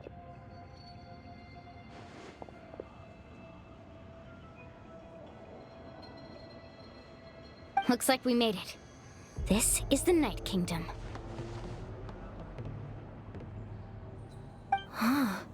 It looks so different from what I imagined in the stories. That overflow of energy is probably what trapped Kachina here in the first place. From this point forward, everything we know about the real world no longer applies. Anything can happen here. Paimon's more worried about how we're gonna make it out. We obviously can't go back the way we came. Do you see that patch of light on the ground? It's shining down from that fissure in the sky. Oh yeah, right in front of us. So that's coming from up there? Oh, it's so high up. Did we really fall that far down?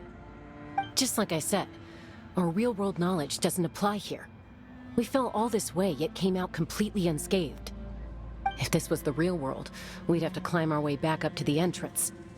But here, all we have to do is stand underneath the light and offer a prayer. That's it?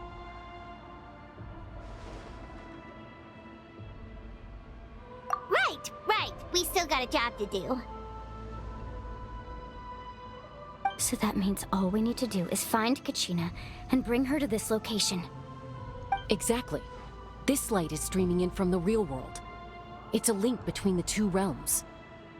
The terrain looks difficult to navigate, and the visibility's not great either. How are we supposed to find Kachina in these conditions? Yeah, these floating black things don't look super friendly either. Those are all manifestations of abyssal power. Be careful. Ghost! A talking ghost! Calm down, I'm here to help. You're the ones who helped Vichama, right? Yes, I'm Vichama's friend, Malko. I was completely lost to this realm until I sensed a mysterious power calling out to me. It's like it was seeking me out, attempting to reassemble the pieces of who I used to be. Of course, it could only do so much. I'm sorry I can only appear before you in this imperfect form. No, we should be the ones apologizing. If the Spirit Speaker's stone hadn't become corrupted by the Abyss, we could have done much more. But we had to destroy it. Otherwise, Vichama and his tribe would have been in danger. Of course. Thank you for protecting him. I never imagined that, even after all these years, he'd still take such a risk for me. Under the power of the stone, it felt like our souls were connected. Turns out even our regrets were exactly the same. Whether in triumph or death, you want your best friend by your side. Exactly. That may not be in the cards for us, but it's not too late for you. You're looking for a young girl from the Children of Echoes, right? She's being chased by an embodiment of abyssal power. I'd like to help her while I'm still in this form, so follow me. Be careful. This place has been severely corroded by the Abyss. Paimon didn't realize it had gotten this bad. It's like a seething volcano ready to engulf our world at any moment. Ouch! Quick! Stick close to me. My power will be able to ward off attacks for the time being.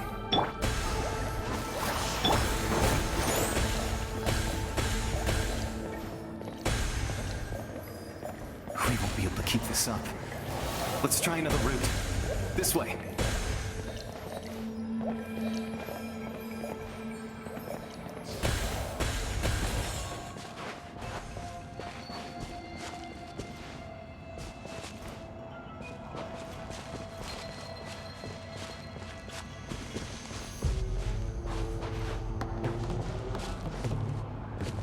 good. More monsters. We shouldn't waste our time on them.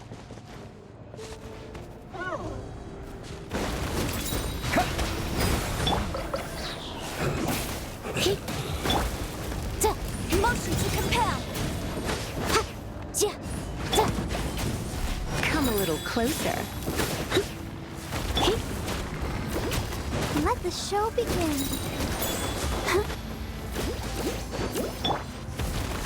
You're in for a little shock.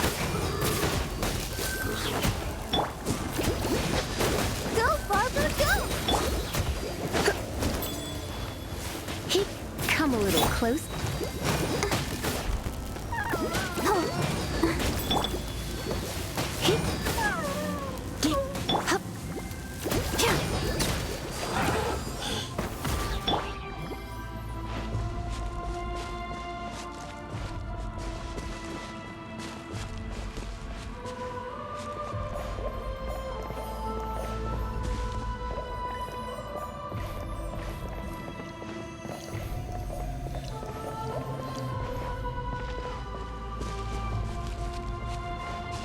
Oh, Paimon can't see anything! It's easy to get lost here. Just stick close.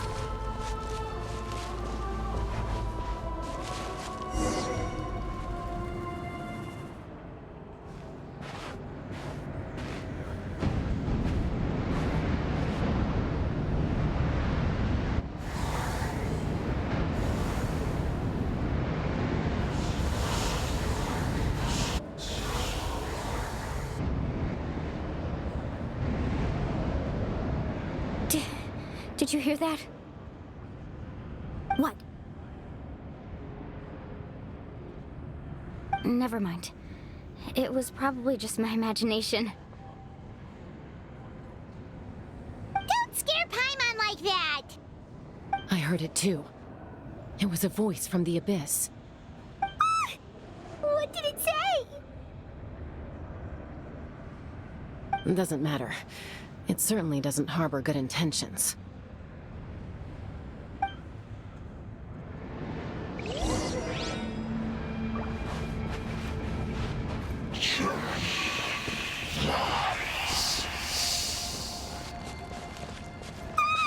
Paimon just heard it too! Let's keep going. Paimon wants to get out of this place!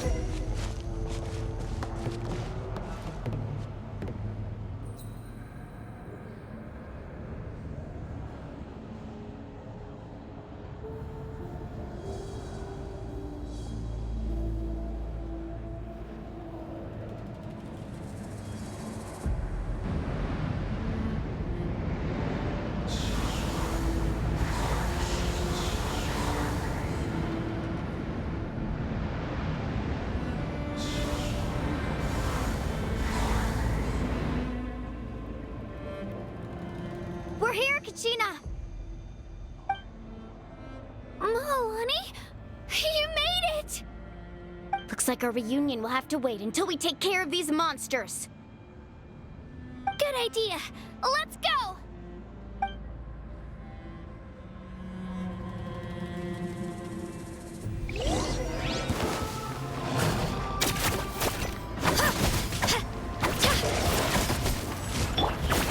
I'll protect us.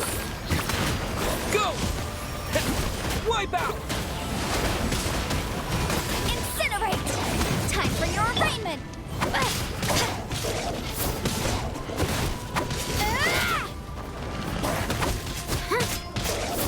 Shabam!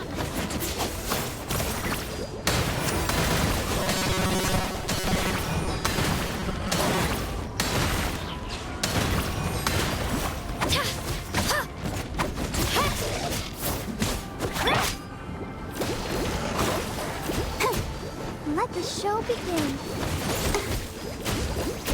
Go, Barbara!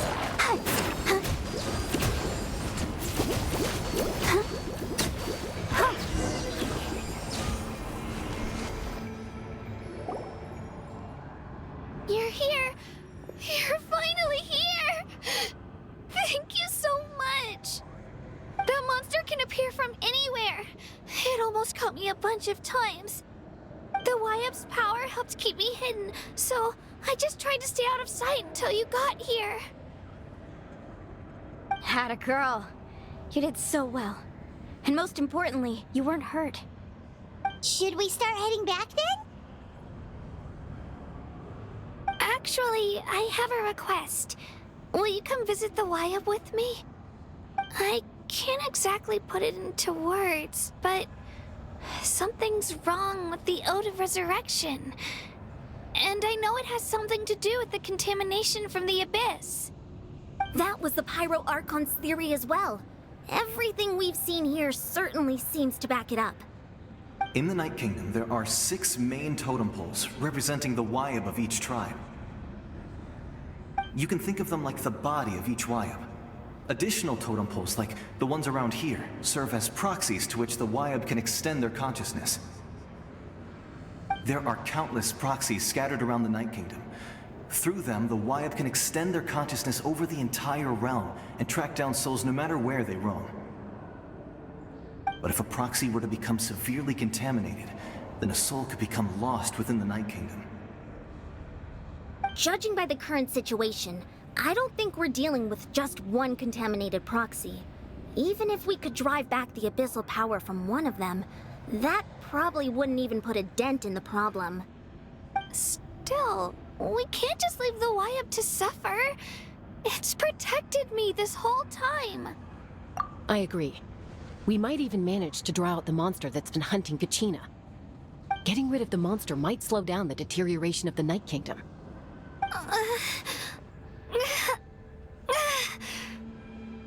Kachina? What's wrong? Nothing. Just a headache. And that voice again, telling me to abandon the Wyab and leave this place. Maybe we really should leave. Kachina's already been here for too long. No, I'm fine. I don't plan on listening to that nonsense. I can hold on. Just up ahead. I'll lead the way. Besides, I can still fight, so please, help me out a little longer. Listen to me, Kachina. We'll come with you, but that's because we want to help the Wyab, not because we have something to prove. You don't have anything to prove either. It's okay if you reach your limit. We'll be there for you. All right, the sooner we get this done, the better. We've already come all this way, so we might as well try to get to the bottom of this. Let's go. This way. I'll stay here and try to stall the Abyss monster. All by yourself? That's too dangerous. It's all right. I may not be as strong as that monster, but I'm definitely more familiar with the area. Besides, I don't have much time left. If you're anything like my friend, I'm sure you're not particularly fond of goodbyes. So go. Achieve your goal, and return to the world where you belong. Thank you for everything. You're a true hero. Thank you. No one fights alone.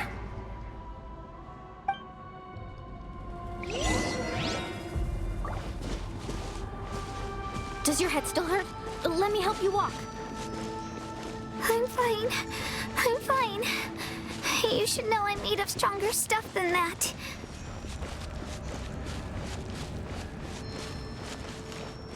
Let's dance.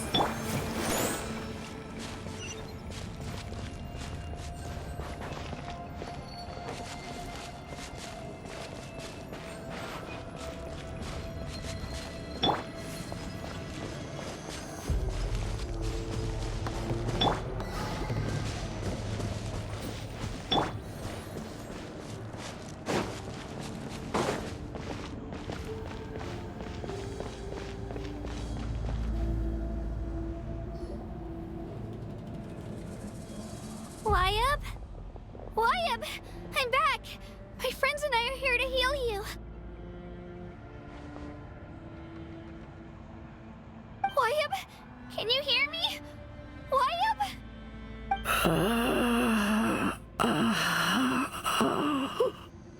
So we were right.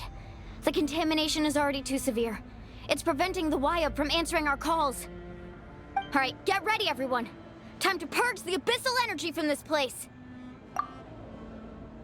Careful. We've got company. Already? You really think that puny soul could slow me down?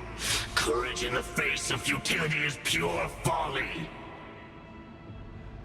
He tried to get in my way, so I disposed of him. You killed Malcolm? He would have dispersed with or without me.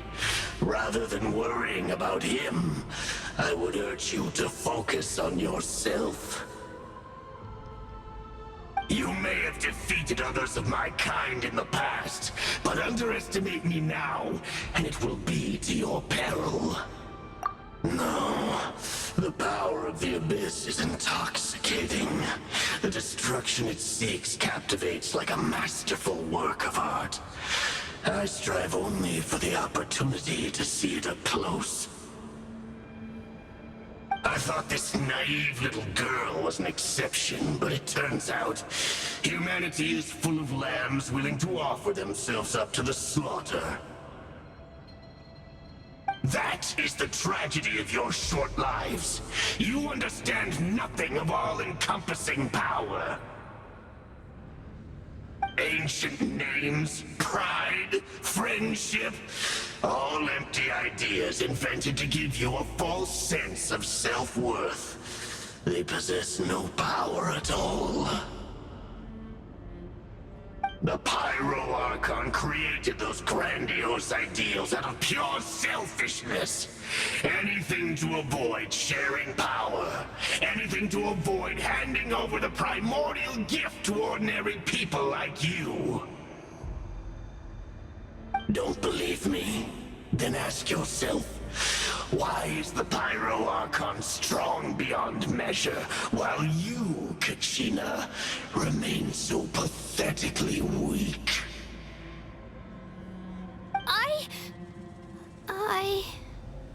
Kachina! Give me your hand.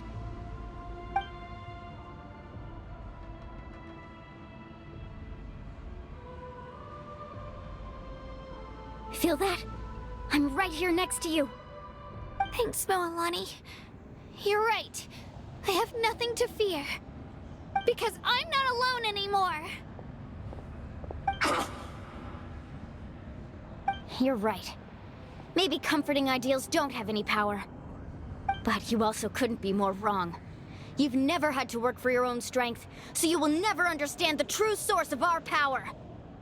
What? The courage we have to stand before you and not back down? It comes from our friendship.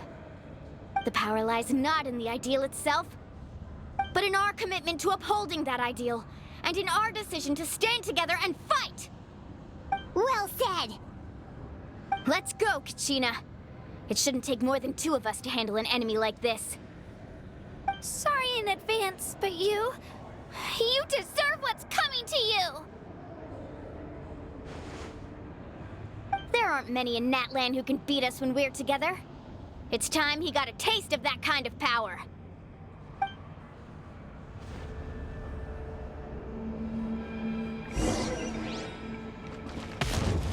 From the ashes to this world.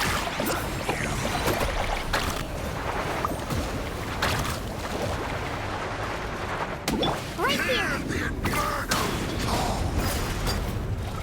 Clear the area! Let the flames of redemption burn! Catch an epic flame! How brightly burns the truth! Right here!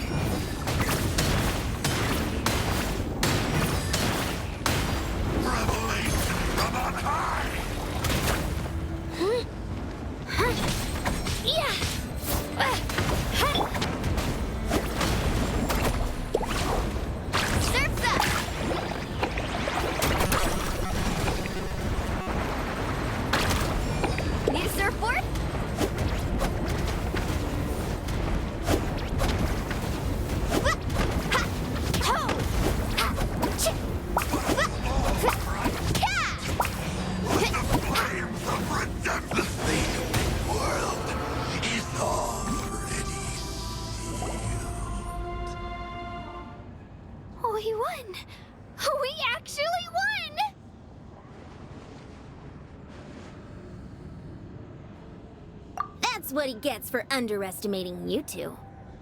Fantastic work, Kachina! Absolutely fantastic!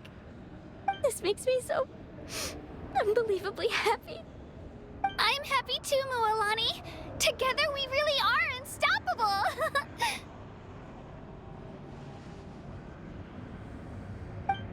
Huh? What's happening?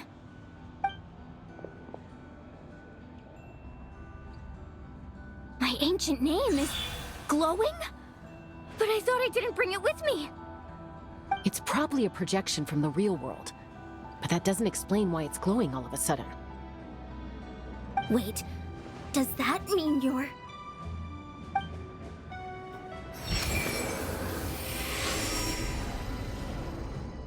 That was a bold move. Diving headfirst into the fire to save your friend.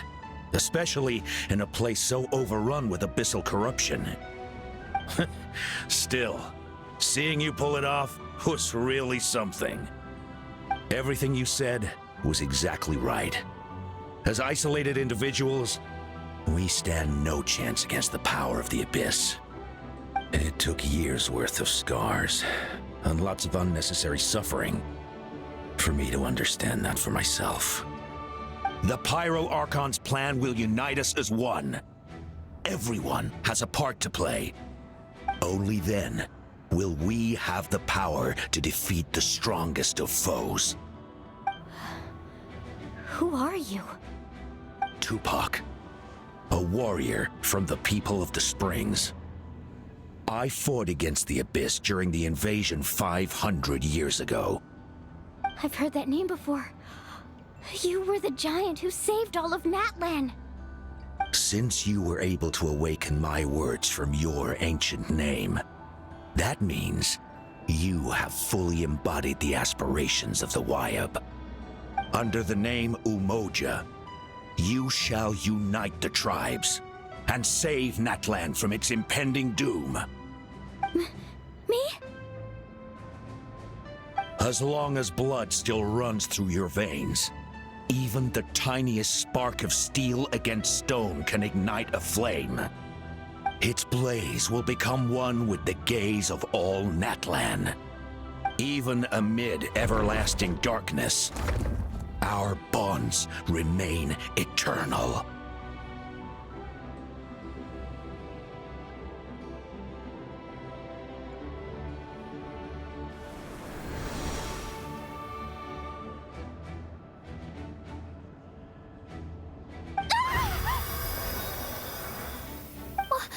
What's wrong, Mualani? So many memories. My brain was just flooded with everything he once knew. So that's what happened. What do you mean? Did you just figure something out? 500 years ago, they foresaw the very crisis we're facing now.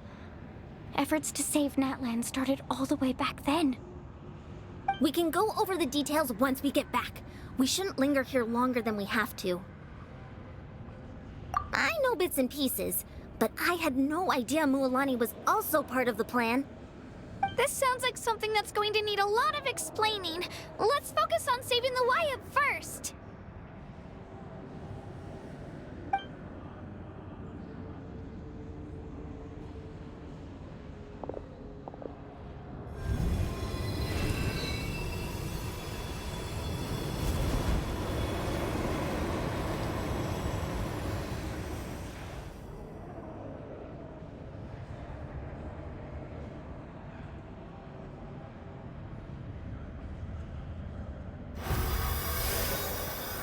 Okay, that should be enough.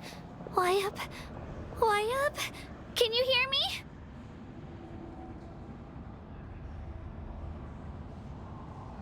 I hear your voice, Kachina. My dear child. Great. Well then, I'm afraid it's time to say goodbye. I just wanted to make sure you were okay before we leave, but we can't afford to stay here any longer. I was going to ask why you bestowed an ancient name upon someone like me, but it's okay. I'll keep searching within myself for the answer. I'll never stop trying to improve my strength. One day, I'll live up to the hero you saw in me. You are already an outstanding child in my eyes, Kachina. No matter what happens. Huh? You are all my most beloved children. It has always been my honor to protect and nurture you. Your ancient name is just that, a name. Much like your parents chose to name you Kachina, I also gave you a name, but it need not define you. Focus on who you want to be. You are already worthy of your name. Now, you need only devote yourself to becoming a better you. The story of your ancient name is for you to continue. Just like your parents, my love for you will never change, no matter what the future holds.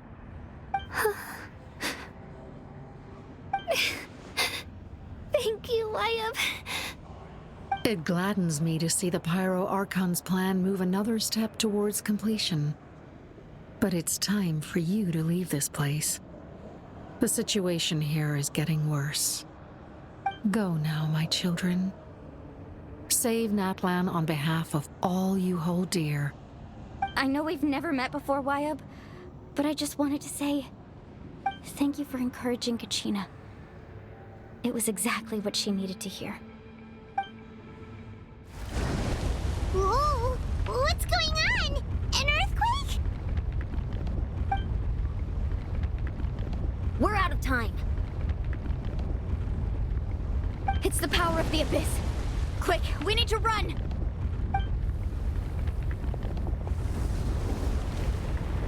It's a Sealy! The Sealy opened the way for us!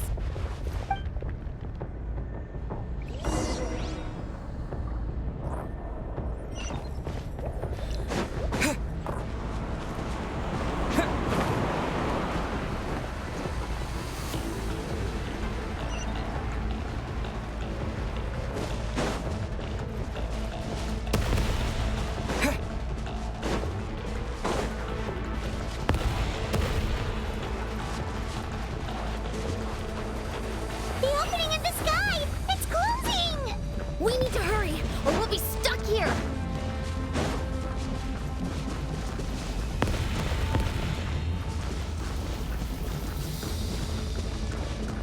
Watch out for the falling rocks!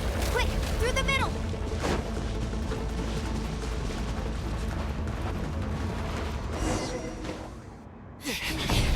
Come on, faster! We'll never make it!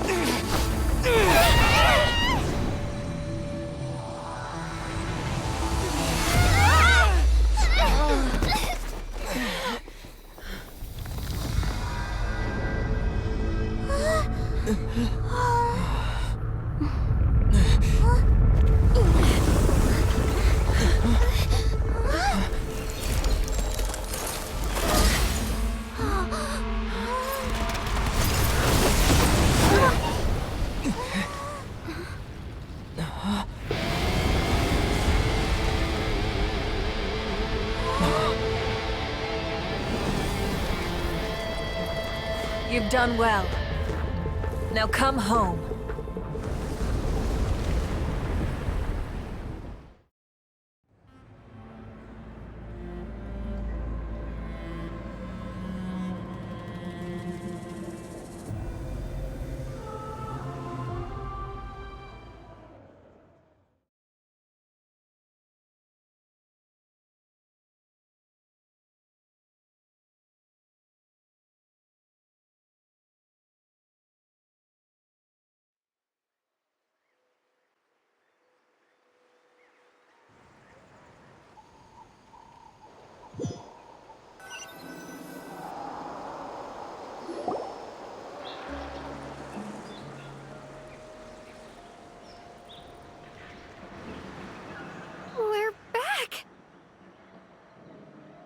The Pyro Archon saved us. But she's not here.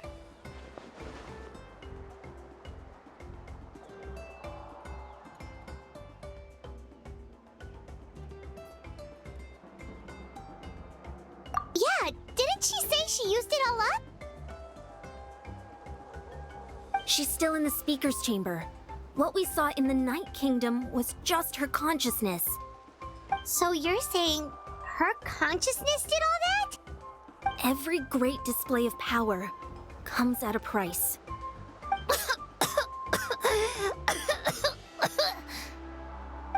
You must feel terrible, Kachina. Just hold on. We'll get you to a doctor soon. Let's get back to the stadium. The Pyro Archon said she'd have a doctor waiting for us. I recommend getting a full checkup, just to make sure no damage gets left behind. Paimon feels okay. What about you, Traveler?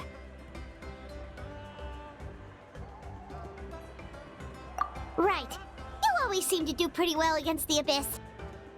Let's get going. We need to share what we learned in the Night Kingdom as well. Right. The Wyatt mentioned something about the Pyro Archon's plan. What is it exactly? I'll let her explain everything. We're all a part of the plan now. Every move we make from here on out will decide Natlan's ultimate fate.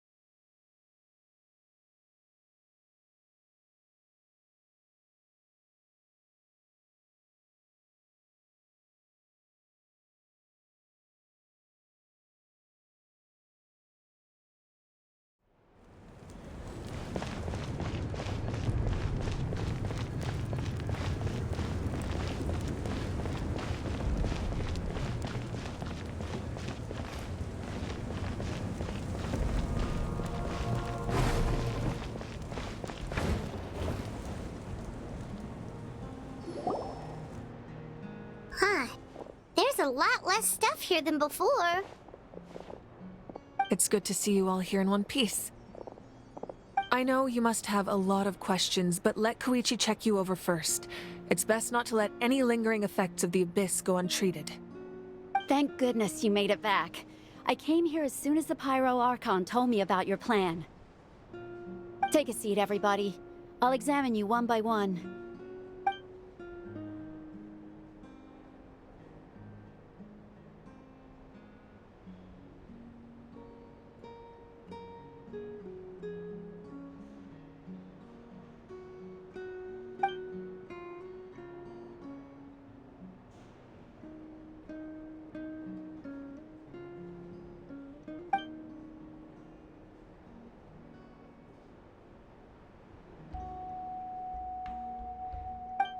All right, that should do it for now. But just to be safe, I'll perform another checkup in a couple of days. I have to say, though, I've never seen anyone react to the Abyss like you, Traveler. It's like you're completely immune to its power. He always has been special like that. He can even purify its power. Wait, now that you mention it, Paimon doesn't think she's affected either.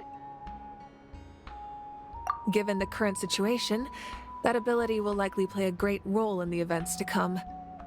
Of course. I still have patients to see, so I'll head out.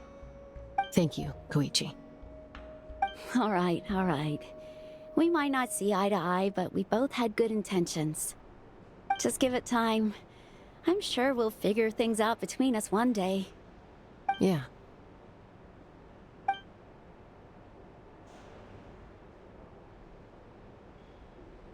All right.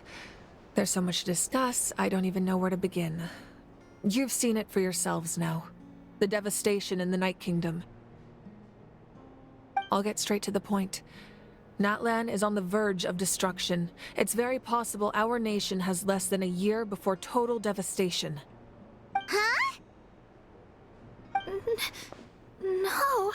That can't be true, can it? That's right. But I've only ever disclosed that fact to the handful of people working with me to save this nation. Our looming destruction is not a recent development, but the inevitable conclusion of the disaster the Abyss initiated 500 years ago. Mulan told us a little bit about that. 500 years ago, all the nations of Teyvat were invaded by the Abyss. Unlike the other nations, Natlan never had stable and deep-rooted ley lines, so we suffered the worst of the invasion. The battle against the Abyss was exceedingly long and brutal. In the end, victory came at the cost of our civilization and countless lives.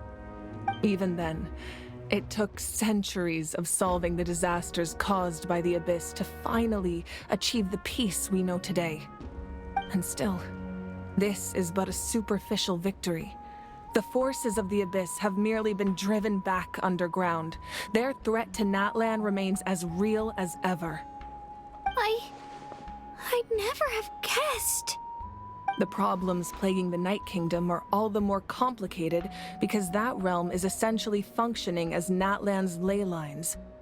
Immediately after the war, our calculations estimated that we would have a maximum of 500 years before the Night Kingdom was completely lost to the Abyss.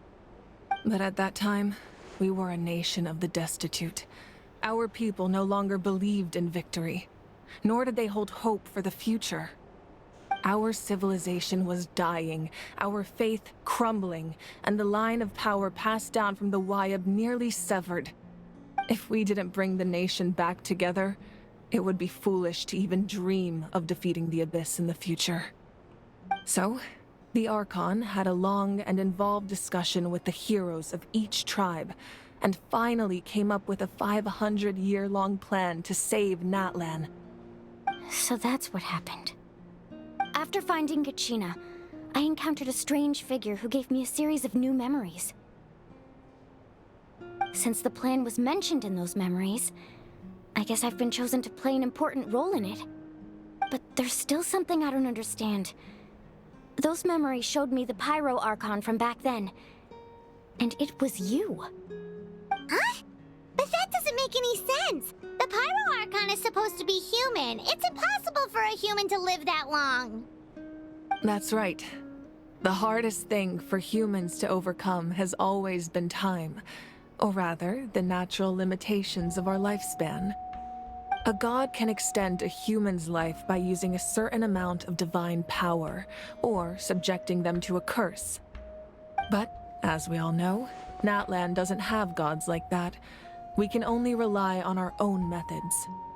A human life is like a flame destined to be extinguished. 500 years ago, I placed my life within the sacred flame. Only by dying before my time could I have the chance to wake up again. So, in other words, this is your second life?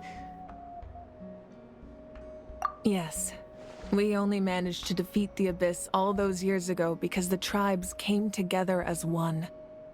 If the Natlan of the future was to have a fighting chance, the Pyro Archons that came after the war had to rebuild the decimated tribes. The goal was to reunite the people and restore the strength of each tribe's Wayab. Once a tribe was back to its full strength, the tribe's Wayab would select a hero, indicating the tribe was once again ready for war. The Chosen would then stand by my side in defense of our nation, just like great heroes of old 500 years ago. So that means I'm one of the Chosen? That's right. You bear the ancient name Umoja, the same one held by the hero from your tribe 500 years ago. It means unity. After your adventure in the Night Kingdom, I trust you've come to fully understand the meaning of that name.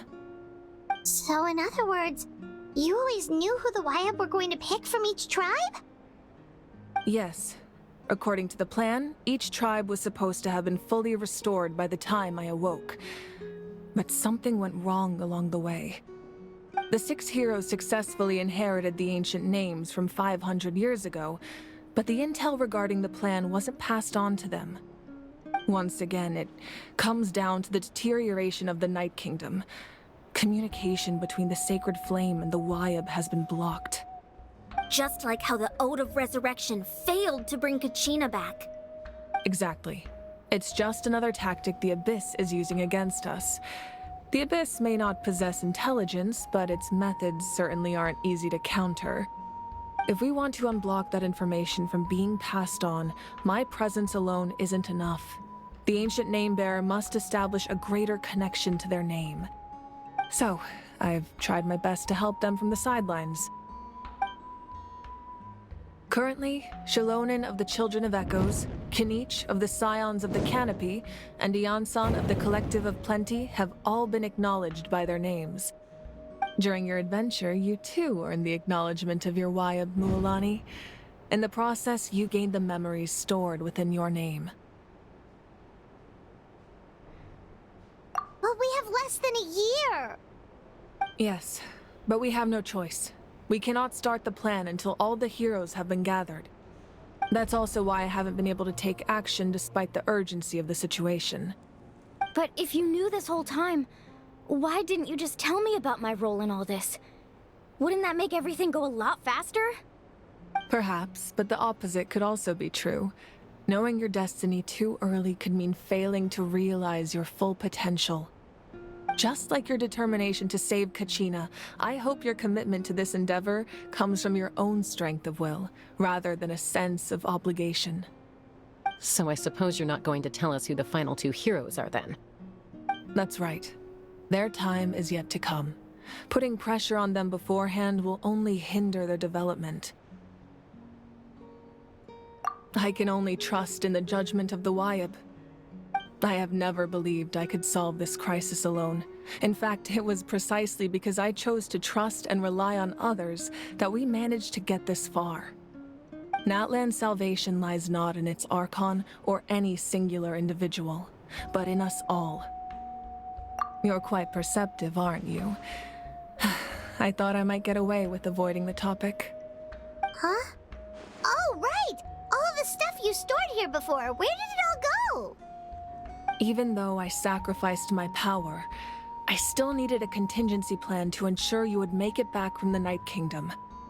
After all, I was the one who allowed you to take that risk, and Mualani has an important role to play in my plan. In addition to their sentimental value, the items I stored here held a much more important purpose: fuel. Fuel? Ah, so back then, that's why you... Yes. The stories embodied by those items are certainly important, but there's an even more significant trait they all share. Every item belonged to a hero of Natlan. Over time, they became imbued with a certain amount of contending fire from being carried in battle. On their own, each item's power is limited, but together, their combined effect can prove quite useful in a dire situation. By burning those items, I was able to activate the contending fire stored within them to open the boundary between the 2 worlds. It was a rather crude approach, so all their power was depleted in an instant, as you can see. But aren't they all precious treasures? What about their stories? That's exactly why I dragged you all here. No matter what, I never wanted the Pyro Archon to have to use that power. Oh, I'm so sorry. You have nothing to be sorry for. You all deserve my thanks, actually. If you hadn't saved the totem pole, that area of the Night Kingdom would have been forever lost to the Abyss. And then, it would only be a matter of time before the Children of Echoes was met with disaster. Besides, when those heroes entrusted their belongings to me, or the Pyro Archon of their time, it was out of a desire to contribute to Natlan's survival. If they knew those items helped save the present-day heroes of Natlan, they would not mourn their loss. Even when you put it that way, I still feel bad.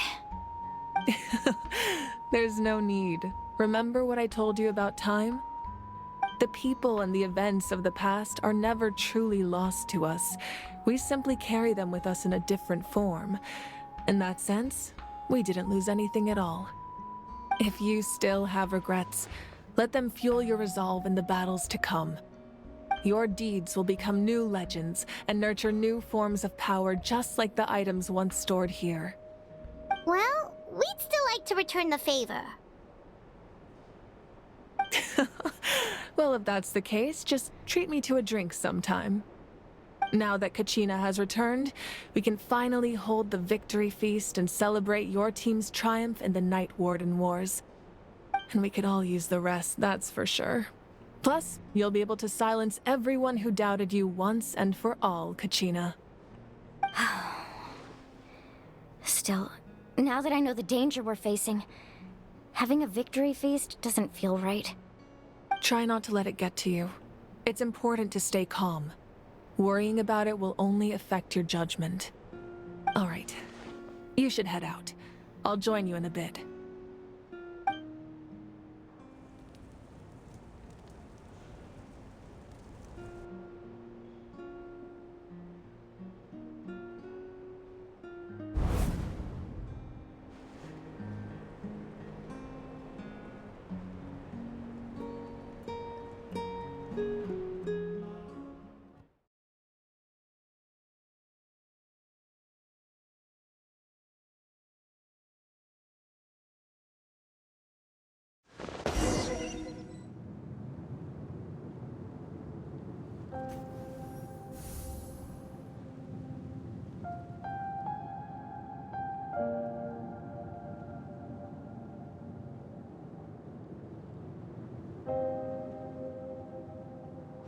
When I was young, I used to sit by the hot springs and listen to the stories of warriors from all over Natlan.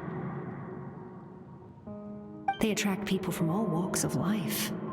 Friends come easy here, no matter what tribe you're from. The people of the springs have never claimed the hot springs as their own private property. They are there to bring all hot spring buddies together. It's been really nice, seeing the children of my tribe get older. It's helped me gradually understand the true value of the springs. I've witnessed their energy, their determination, their absolute passion for life. Even when they cause trouble, I never managed to hold on to my anger for long. It's unbelievable how quickly they worm their way back into my good graces. I'm certain Mualani will become a great warrior when she grows up. She possesses infinite potential. I can see it. One day, when I'm no longer in fighting form, I'll come here and tell stories to all the children, just like those warriors did for me. So you better get busy, Pyro Archon, or I'll end up running out of stories.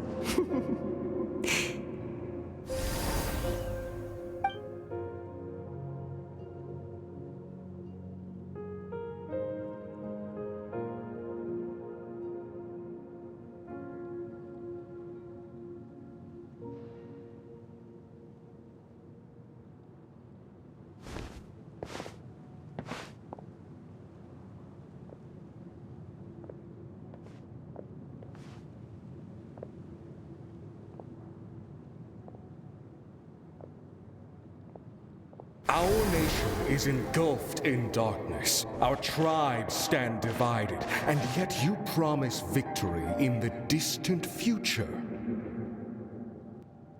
The Abyss is a cunning enemy, one that I faced in battle many times. Were that not the case, I would never understand exercising this degree of caution. My rage will never know absolution, and my power will no longer aid you in victory.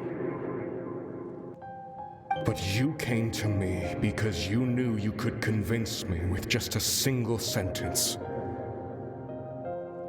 I understand your choice. The heroes of today will forge the path ahead with blood and fire. Just remember to earn us the victory we are owed.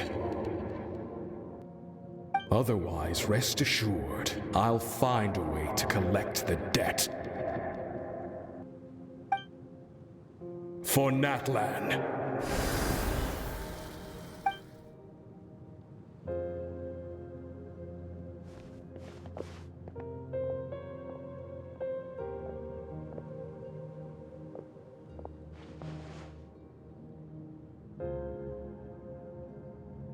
So, you're gonna head 500 years in the future to serve as the Pyro Archon again? But what about the you from right now? You're just gonna die. You can't ask her those questions and expect her to answer, my dear. The decision is hers to make, and she deserves our support. We will do everything we can to rebuild the tribes. Don't you worry. Even across time, we will all do our part to fight for Natlan's future. Yeah, Mom's right. We'll always believe in you, sis. Seriously, though? Dad should be here. Where is he? I imagine he didn't know what to say, so he chose not to come at all. Don't take it to heart, my dear. That's just who he is.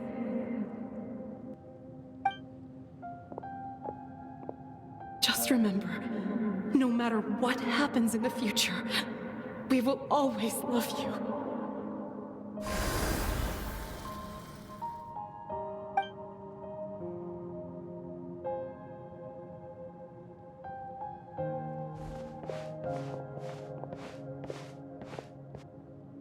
I'll come find you one day. I know I can't live that long, but I'll think of something. There has to be a way for us to meet again one day. If there's an answer out there somewhere, I'm gonna find it. So, don't forget about me.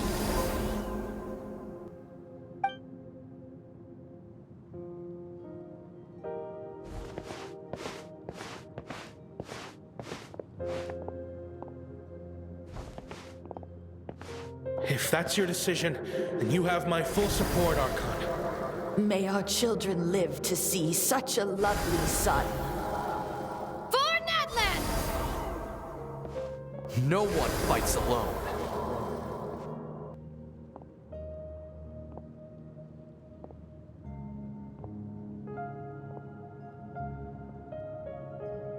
The rules are my legacy. They shall grant us the strength to overcome the next tragedy. War forged the 6 tribes, taught us how to fight, instilled in us what it means to love. Who will be the one to bring this to an end?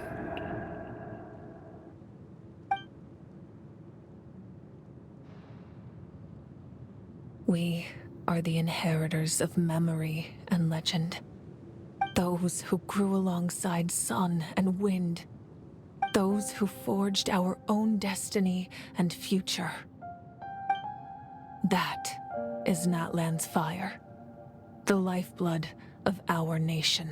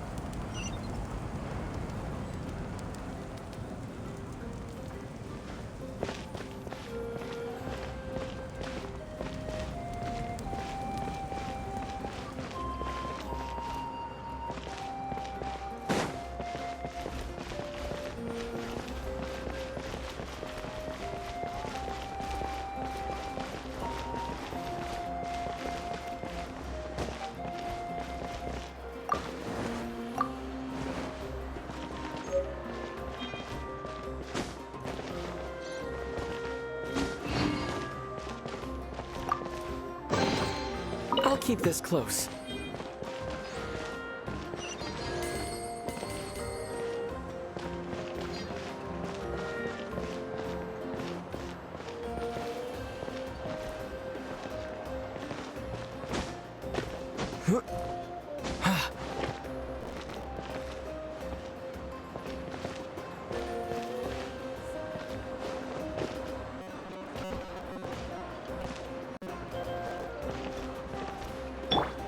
Let the show begin.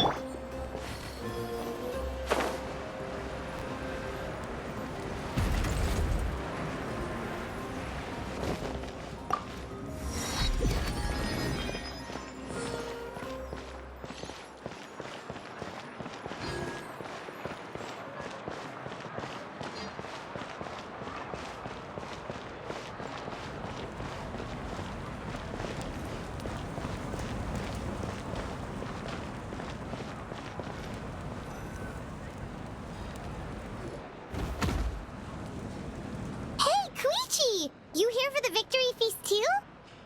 Oh, no.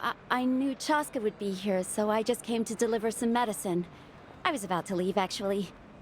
But no, it's not that I don't want to celebrate Kachina and the others. I'm so glad she made it back. It's just... well, I'll make things awkward if I'm around my sister right now. Ah, well, you two had a fight, so Paimon can understand. She didn't cause any trouble during your trip, right? Yeah, she was super helpful. She gave us a lot of useful information about the Abyss. That's good. That's all I needed to know. Is there a reason you asked? You were pretty outspoken when we first met, but now it's like you're holding something back. Maybe it seemed unreasonable, picking that fight with her before you left, but I did it for a reason. Her impulse to fight is extremely strong. Her mental strength helps her rein it in, but she still loses control sometimes. I had no idea what you might face in the Night Kingdom, so I didn't want to take any chances. So what you're saying is... Okay, so maybe it sounds a little stupid, but it works pretty well. It helps her keep her cool for a little while, at least. Anyway, I'm just glad you were able to make it back safe and sound. That's all I wanted. But do you really have to go that far? Can't you just talk it out? No way. Chaska never opens up about her own pain, especially to her family. She can't learn about this, or it'll be even harder to help her. I appreciate the understanding, and don't worry. I'll find a way to help her ease this burden. Anyway, I need to get going. Enjoy the celebration. Oh, and if you ever need a doctor, you know who to find. Huh. Who would have thought there was a deeper reason behind their arguing? In the end, it's all the Abyss's fault. Paimon's had enough of them.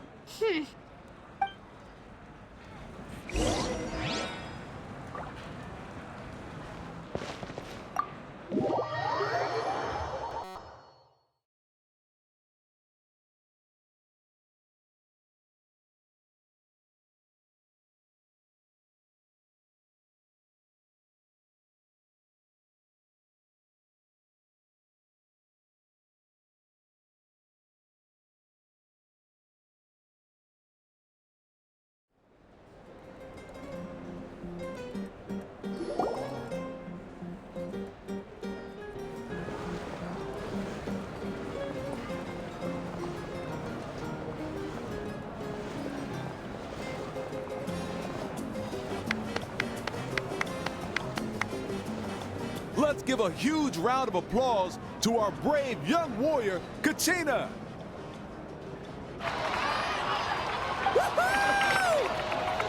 Well done, Kachina. Thank you, everyone. I'm so glad I finally made it. I always knew you could do it. With so much potential at your age, you have a great future ahead of you. You're one to talk. Don't think I didn't know you were the first person to abandon your team. I'll be dealing with you when we get back. I had no choice. My friend invited me. I couldn't just say no. Oh, really? So you weren't just trying to get ahead in the first round? I wasn't, I swear. I just happened to find that bearer injured in the wild, so I stopped to bandage his wounds.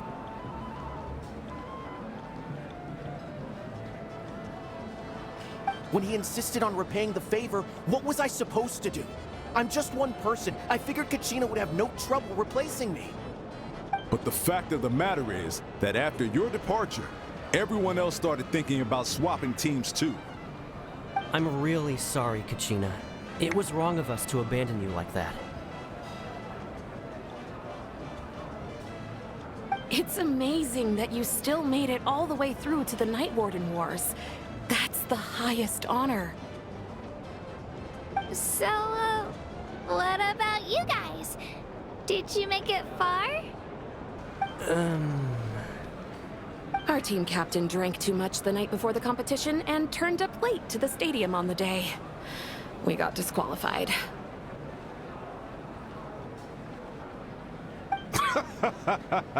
Serves you all right. No sympathy from me. All right. There's no need to be like that, Uncle Pakal. Dear friends, I'd like to say a few words. Firstly, I'm grateful to my friends and our great Archon for helping to bring me back. This traveler and his companion Paimon are some of the strongest people I've ever met. If they were allowed to participate in the pilgrimage, I have no doubt that they'd win the whole thing. They've agreed to let me learn from them. With their help, I believe I can become even stronger still. And let's not forget my good friends, Moalani, Chaska, Kanich, and Ayan-san. They all helped the Traveler and Paimon figure out a way to bring me back from the Night Kingdom. They too deserve to be called our heroes, so please give another round of applause for them. Thank you so much. Well said!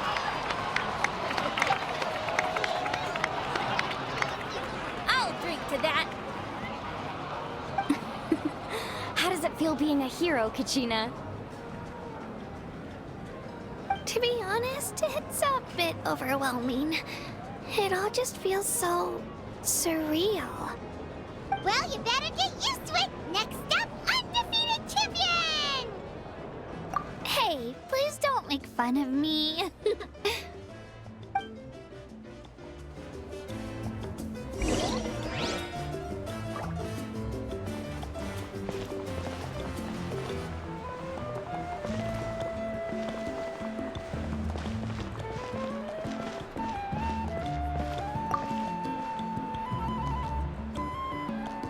You're here. Have some fruit juice. I got it specially for you two. How did you know? That's Paimon's favorite! You look like you've still got questions. Ask away. Because they had their own lives to live. The thought of telling them, abandon your families and everyone you love, and come with me to the end of time. For in 500 years, Natlan will be destroyed? It seemed too cruel. You could just as easily point out that everything in this world would come to an end eventually. But life is short. And beyond a point, it just doesn't seem real. Imagine if I said, let's leave right now, and go save the sun because it'll flame out in a few million years. It would sound quite ridiculous. I couldn't make them shoulder that burden with me. Besides, every generation will have its heroes, this one included. The plan could still work without them. Or, of course, without me. But since I was the one who came up with the plan, I felt duty-bound to see it through to the end. Paimon's suddenly remembering that portrait in your room. Was that your family from back then? Yes, it was. So when you asked me who my sister grew up to be, the truth is that very little information survives. From what I've been able to piece together, I can conclude with a reasonable degree of confidence that she ended up as an architect and artist. She played an instrumental role in rebuilding the scions of the Canopy tribe, designing and building many houses. But of course, none of her buildings are around anymore. Still, it was an impressive achievement, and I'm very proud of her. You feel loss keenly. It seems to stir up feelings of regret in you. But this is something I have long since come to terms with. This is a war, and there can be no war without loss. I am already far more fortunate than those who lost their lives to the Abyss. The people of Natlan look to me as their archon, and the weight of their expectations is mine to bear. I must see our fate through to the very end, no matter what I may find there. Yeah, doesn't that mean the way everything ends has already been written, including your plan? I suppose, but so what? Don't forget, time takes many forms. The past, present, and future coexist, and all are equally important. Even if the future ends in destruction, there's still no reason to give up on the here and now. And it's precisely because we humans cannot know our fate that we will never give up on our struggle. This is a pivotal moment. We are still 2 heroes short. Well, 3 to be precise. There's one further hero who I'm hoping to get on my side, whatever it takes. Your resistance to the corrupting power of the Abyss is truly remarkable. It would easily make you an all-important figure in the upcoming battle. If you agree to join us, you will not only gain my full support in your journey, but I will also forge a brand new ancient name for you. Ancient names can be forged?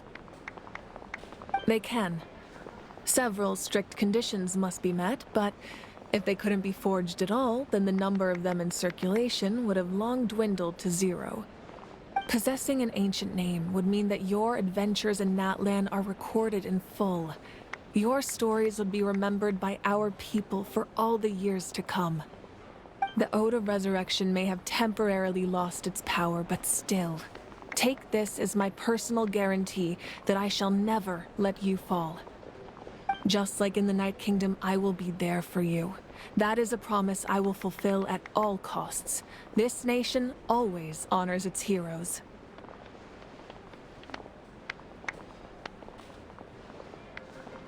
Yeah, we can't just ignore the situation here. Wonderful. Then I'll reach out to Shilonen right away. She's the one who will forge the name. We've never forged an ancient name for an Outlander before, but I trust she'll find a way.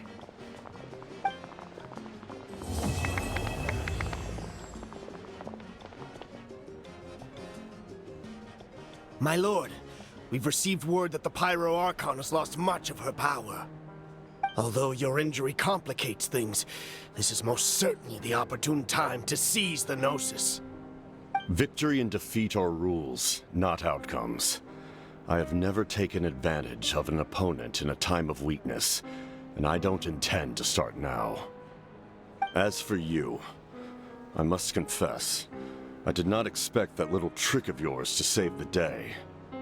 No matter how dense the fog, as long as the sun remains, we cannot turn day into night. She could have dispelled it. She simply chose not to. You don't have much time, and you're injured on top of that. What do you plan to do next? I'm beginning to see just how useful you may turn out to be. You heard something from here, didn't you?